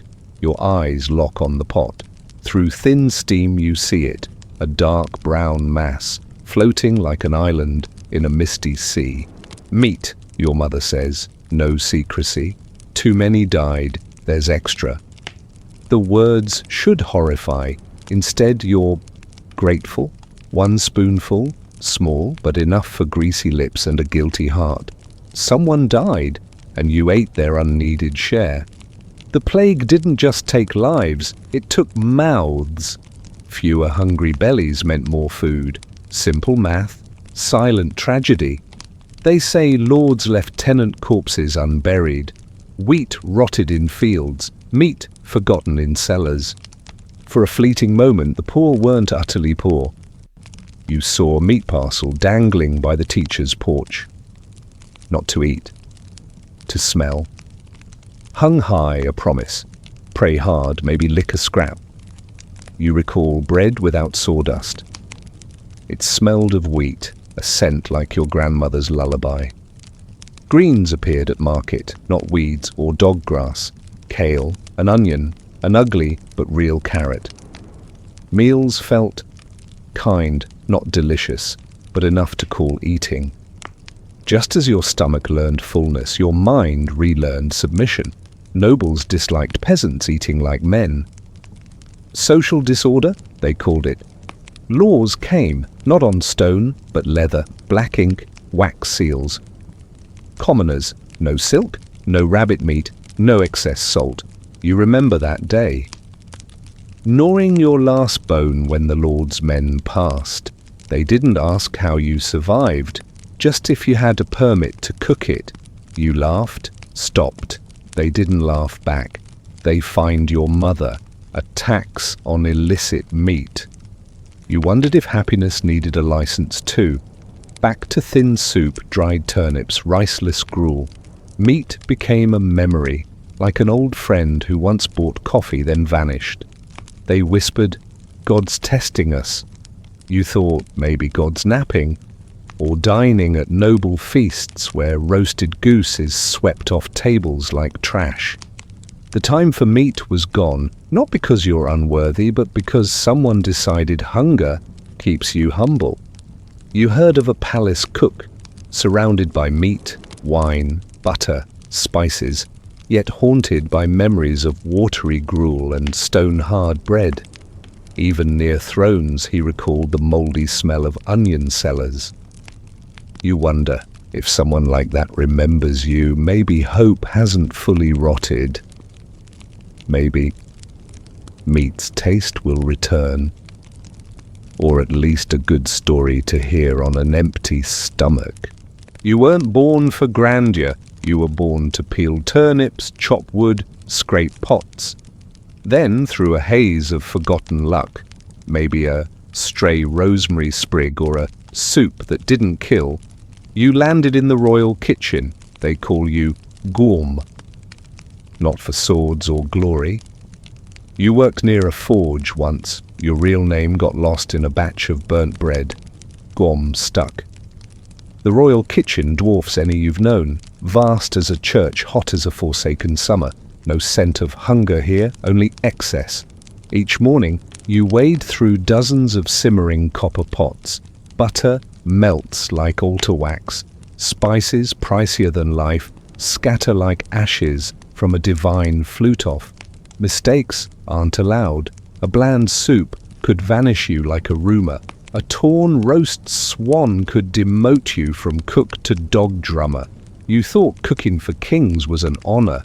By your third year, slicing peacock in silence, you knew it's a disciplined execution. You sharpen knives, trim fat, truss quails like preparing a funeral for plenty. Your first swan roast haunts you. It arrived holy, snow-white, neck curved, feathers soft as lullabies. Per the book, behead, pluck, stuff with pistachios and far-off black mushrooms. Its skin turned pale gold, then sunset brown. The kitchen fell silent as you turned the bird, like a ritual. The high priest, head cook, nodded. You earned another day. That night, sleep fled. You pictured the swan, regal on a table longer than your childhood fields. Clinking knives and forks rang like church bells. Each carved slice tore a memory from you. Outside the castle, rain fell. You knew kids gnawed mouldy crusts. Old women boiled leaves, pretending it's soup. You were that kid once. The swan wasn't guilty, yet each white feather made you feel you were roasting yourself. Day by day, you mastered beautifying injustice. You learned to score apples so their baked cuts looked like lovers' wounds. To arrange raisins on cakes as if scattered by chance, each weighed. Every dish you served plated in equality, spiced with cinnamon and honey. They praised, they clapped, you bowed. Your hands stayed greasy with remorse. Once, you hid a bread scrap in your coat, not for you, for the mirror-polishing boy in the stables who'd never tasted beyond gruel. He looked at you like you were Christ in a cook's smock, caught, not banished, but warned. Next time, a guard said, you'll roast your own hand. You nodded, but kept roasting, in memory and regret. Slowly you built a wall, an invisible glass between you and the sizzling ribs. Taste lost feeling. Praise and scorn became like a blind man hearing rain on a strange roof. Then one day, a different sound. A foreign guest, noble, said, "Exquisite, but why no joy?" You looked up. His eyes weren't master to servant. They knew you'd starved too. You never spoke it, but from then you added greens. So many, diners paused. "What's with today's soup?" You smiled. Slipped. They didn't know your slip was compassion. You kept living, roasting birds, carving greens, decorating plates with inedible flowers. But now each dish held something, a trace of memory, a spice too sharp, an uneven fat slice, a plum with its pit. To remind you you're still human, to remind them beyond the walls others live too. You stand at the banquet hall's edge. No one notices you. You've stopped caring about being ignored. Before you, a scene mocks all talk of order and God's grace. A roasted pig lies center table, anointed like a saint. Its skin gleams like polished bronze, fat dripping like tears of gluttonous martyrs. Pink salt sprinkled to preserve their memory. Beside it, a wine jug bigger than the gardener. Each pore sighs like God glancing down from heaven. Fermented grapes sting your nose, craving and nausea entwined. No one here is hungry. They eat to prove they still exist. A dessert tray glitters with real gold. Not symbolic, not decorative. Gold, thin as lies, real enough to crack teeth. You thought gold was for crowns. Now it dusts almond cakes. They say it elevates spirit. You think it elevates choking risks. The feast drags on, a mystic rite with no end. Knives and spoons clang like death knells for digestion. They swallow goose stuffed with liver, devouring others' existence. Each belch trumpets victory. Then they slump. Bodies sag like gutted flour sacks. One coughs, one vomits, one laughs and dies, choking on grease. No one calls it sin. It's the cost of fine dining. You see the count who banned villagers from picking forest berries feed his dog sparrow meat pastries. The dog sniffs, unimpressed. Wealth doesn't mean better taste, just the right to choose, while others have none. Once, a lady, beautiful as a living statue, chewed something purple. Its name outlasted evening prayers. After 3 bites, she swayed, collapsed, her dress pooling like excess fabric. They said she was overwhelmed by delight. You think her liver quit. Food poisoning isn't rare here. But since dishes are blessed, no one questions.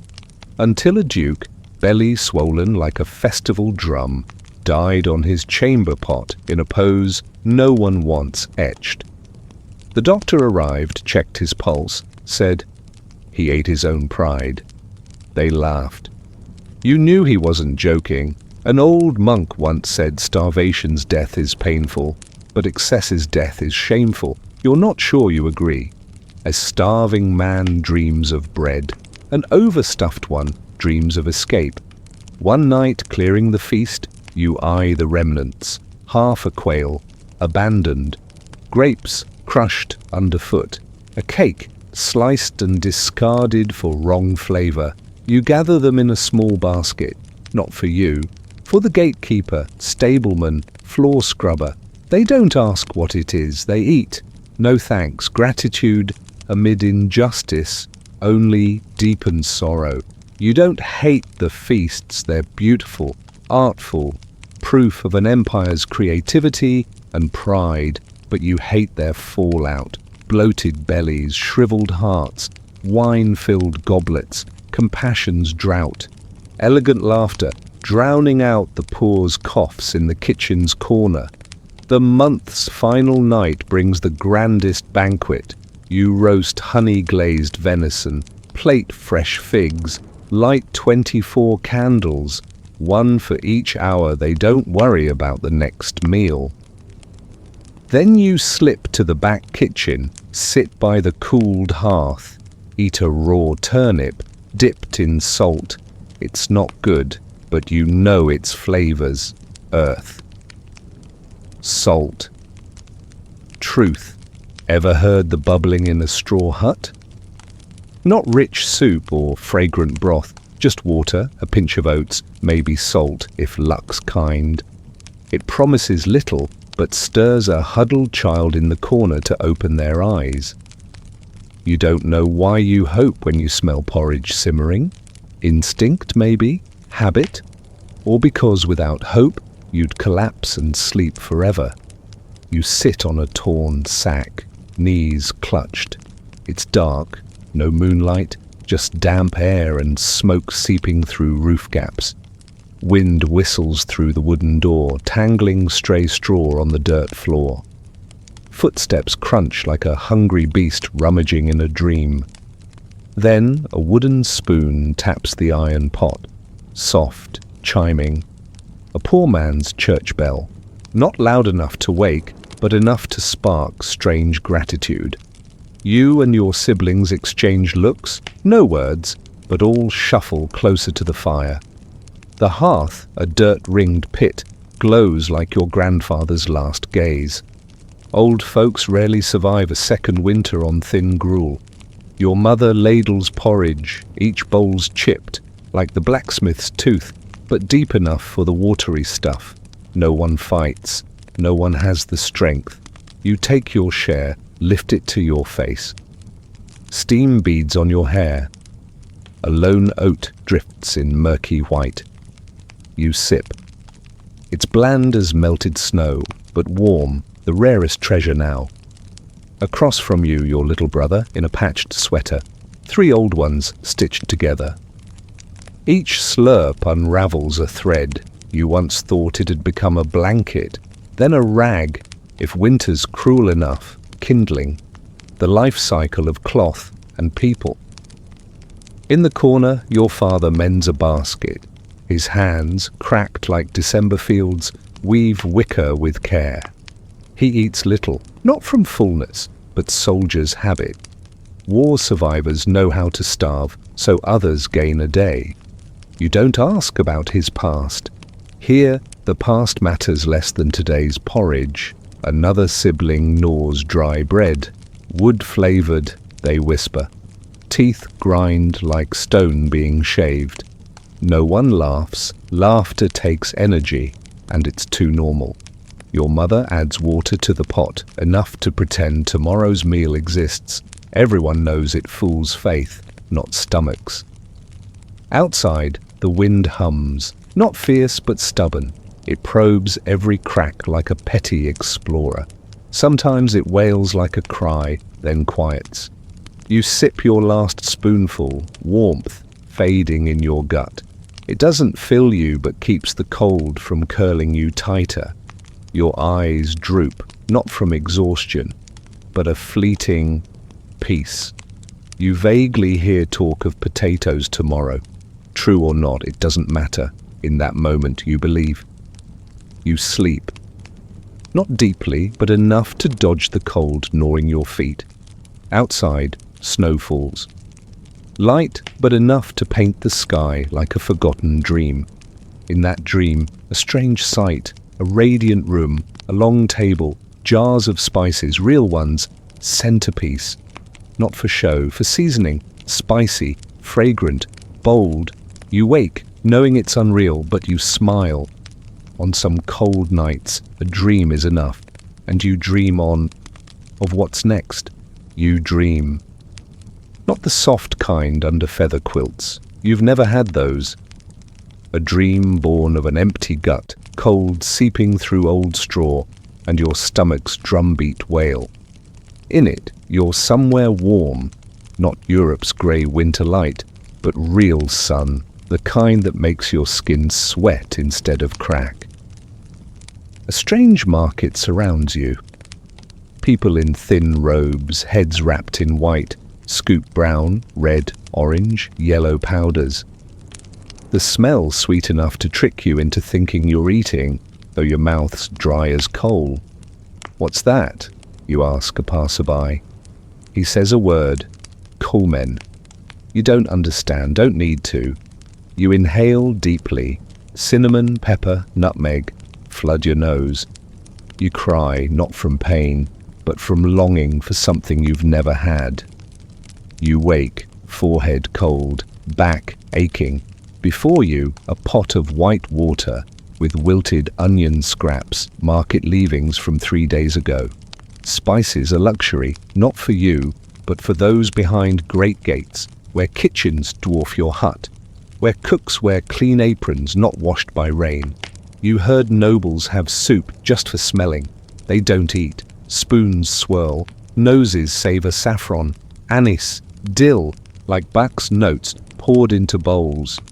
You steal sniffs if the wind's right, standing by the pigsty near their kitchen wall.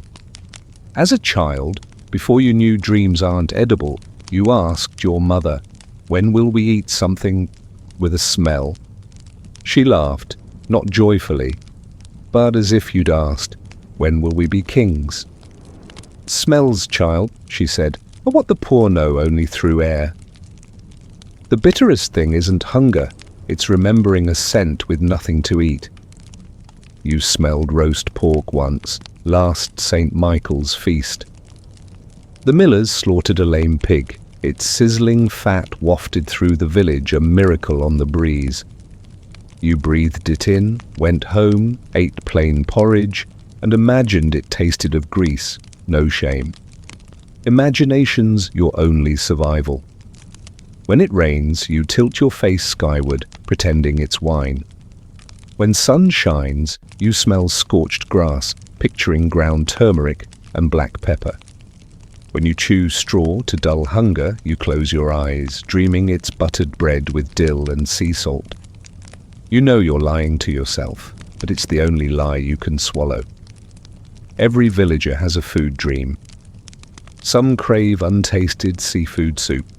Others, royal feasts, swan meat, ripe pears, cinnamon charred to ash. You, just porridge with a scent beyond water. No meat, no bread, just something to prove you're alive.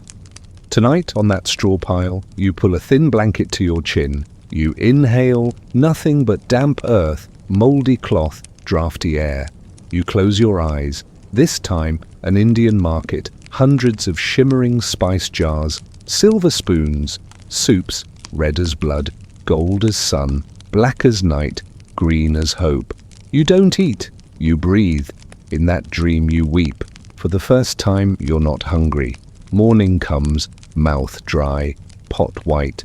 The only smell, your own breath. You sigh, light the fire. A new day waits and a cooling pot of water. Stirring it with a cracked wooden spoon, you think, if you could distill all dreams into one drop, it'd be cinnamon. No matter, there's still porridge. And the next part will tell you of its quiet miracle. You see it daily, in rich hands or under poor feet. It doesn't sing, dance, or glow, but everyone dreams of it. A loaf of bread, golden, crisp, fragrant from a stone oven, or grey-black, cracked like an old man's palm, hard enough to make cats sneer. You usually get the latter. You thought bread was simple: flour, water, yeast, a bit of luck. But it's a short chronicle: life, class, faith, lies. Sometimes it speaks for you when hunger silences your voice.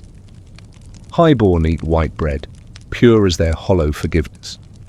Flour sifted so fine, dust envies it. Each loaf screams God loves them more, a lot more. You get black bread, or rather ashen grey. Barley, oats, bran, sometimes dirt or bark for texture. Each bite whispers, you're not dead, but barely living. In lean years, bread gets creative, sadly. Sawdust, spoiled beans, lime, white, cheap, diarrhea-inducing. Villagers eat, churches pray, officials say, show faith. You held white bread once at a village feast, didn't eat it, held it, sniffed, wrapped it like treasure. When green mould crept in, you took a bite, a dream past its prime. On fast days, bread's humility's emblem. Nobles chew thick, butter-smeared slices, pious, fatty. You eat bread dropped in mud, rinsed by rain. In trials, bread's evidence. Accused get holy bread. If they choke, they're guilty. You saw a man choke, not from sin, but stale, rat-nibbled crust. You dream strange dreams. Bread sings. It promises tomorrow's fullness, unspoiled wheat, even yeast. You wake, bite a tile-hard piece, tasting last week's smoke and ash. Monks say bread's Christ's body. You think, then God's crisp, bran-heavy, low on salt. You don't say it, but each bite feels closer to God, hard to swallow. You've traded bread for greens, for salt. Sometimes it feels like trading life to limp to tomorrow. Tomorrow brings another loaf, drier, smaller, still called bread. You made bread once. Kneaded bare-handed in December's chill. The fire died, you puffed hope into rising dough, like yeast. It burned, crust hard, core raw. You ate. No other choice. Teeth cracked, heart too, but you're still here. In monasteries, bread's a gift, a small slice, shared like forgiveness. You eat slowly to feel you exist. In war, soldiers get dry bread, enough to live, not laugh. In prison, bread buys medicine, prayers, loyalty. Bread's currency, dream, a silent question. Will there be bread tomorrow? You heard of a boy who stole bread, caught, but the baker gave him a fresh slice. The tale spread not for the bread's taste, but for rare kindness, softer than crust. Amid chaos, famine, apathy, bread endures, quiet, stubborn, sometimes mouldy. Proof that despite life's crumbs, you keep chewing. You sit, loaf in hand, the other on your empty gut. Chew slowly, hearing bread crack like time slipping through teeth. Closing your eyes, dreaming of better days, you know. They won't come tonight. But this loaf, hard, bad, dry, is proof you survived. Tomorrow you may starve. Today you ate. And as you set the loaf down, brushing crumbs from your shirt, one truth shines clear. A hungry belly never lies. You don't need an alarm. Your stomach's the oldest bell you know. It doesn't chime, sing, or toll. It roars, on time, relentless, unforgiving. You thought you could get used to it, like rain through a straw roof, or wind howling past cracked mud walls. But no, hunger isn't for befriending, it's for enduring. It's there when you wake, sleep, dream. It sits with you as you wash hands, without soap. It whispers when you stare at barren fields, your truest, rawest companion. Someone once said, the poor sleep from exhaustion, the rich sleep from fullness. The hungry can't sleep. You're the hungry, you know it's true. When your stomach's empty, everything sounds loud. Footsteps are bread escaping. A spoon scraping a pot's bottom is hope crumbling. The snores of the sated are injustice's hum. You've lived long enough to know your belly is truth. It ignores theories. It doesn't grasp patriotism. It only knows no food, it groans. You fall. You've done much for your gut, waded icy fields, traded your last rag for an onion, even ate a rat once, silently, telling no one. You've seen a child eat dirt, mistaking it for potatoes, a woman lick her child's hand for traces of soup, an old man stare at plain water, willing it to be milk. Through it all you learned, hunger knows no class. It gnaws kings like peasants. It spares neither robes nor patches. A priest spoke of renunciation. Hunger brings us closer to God, he said. You thought, starving brings us closer to dirt. You never studied, but you learned. Food isn't just matter, it's love, justice, faith. Sometimes the only reason to keep living. Now lying on straw, wind whistling through slatted walls, your stomach's still empty. But you slip into a dream without hunger's growl. You see unspoiled cheese, soft bread, untouched by dogs. A pot of porridge with meat, onions, aroma. You dream. And for the first time in days, you sleep. Soundly. You wake, not in the 14th century, not in a straw hut or by a pig trough. You wake where hunger isn't fate, where skipping a meal doesn't kill, where you choose dishes, not scraps.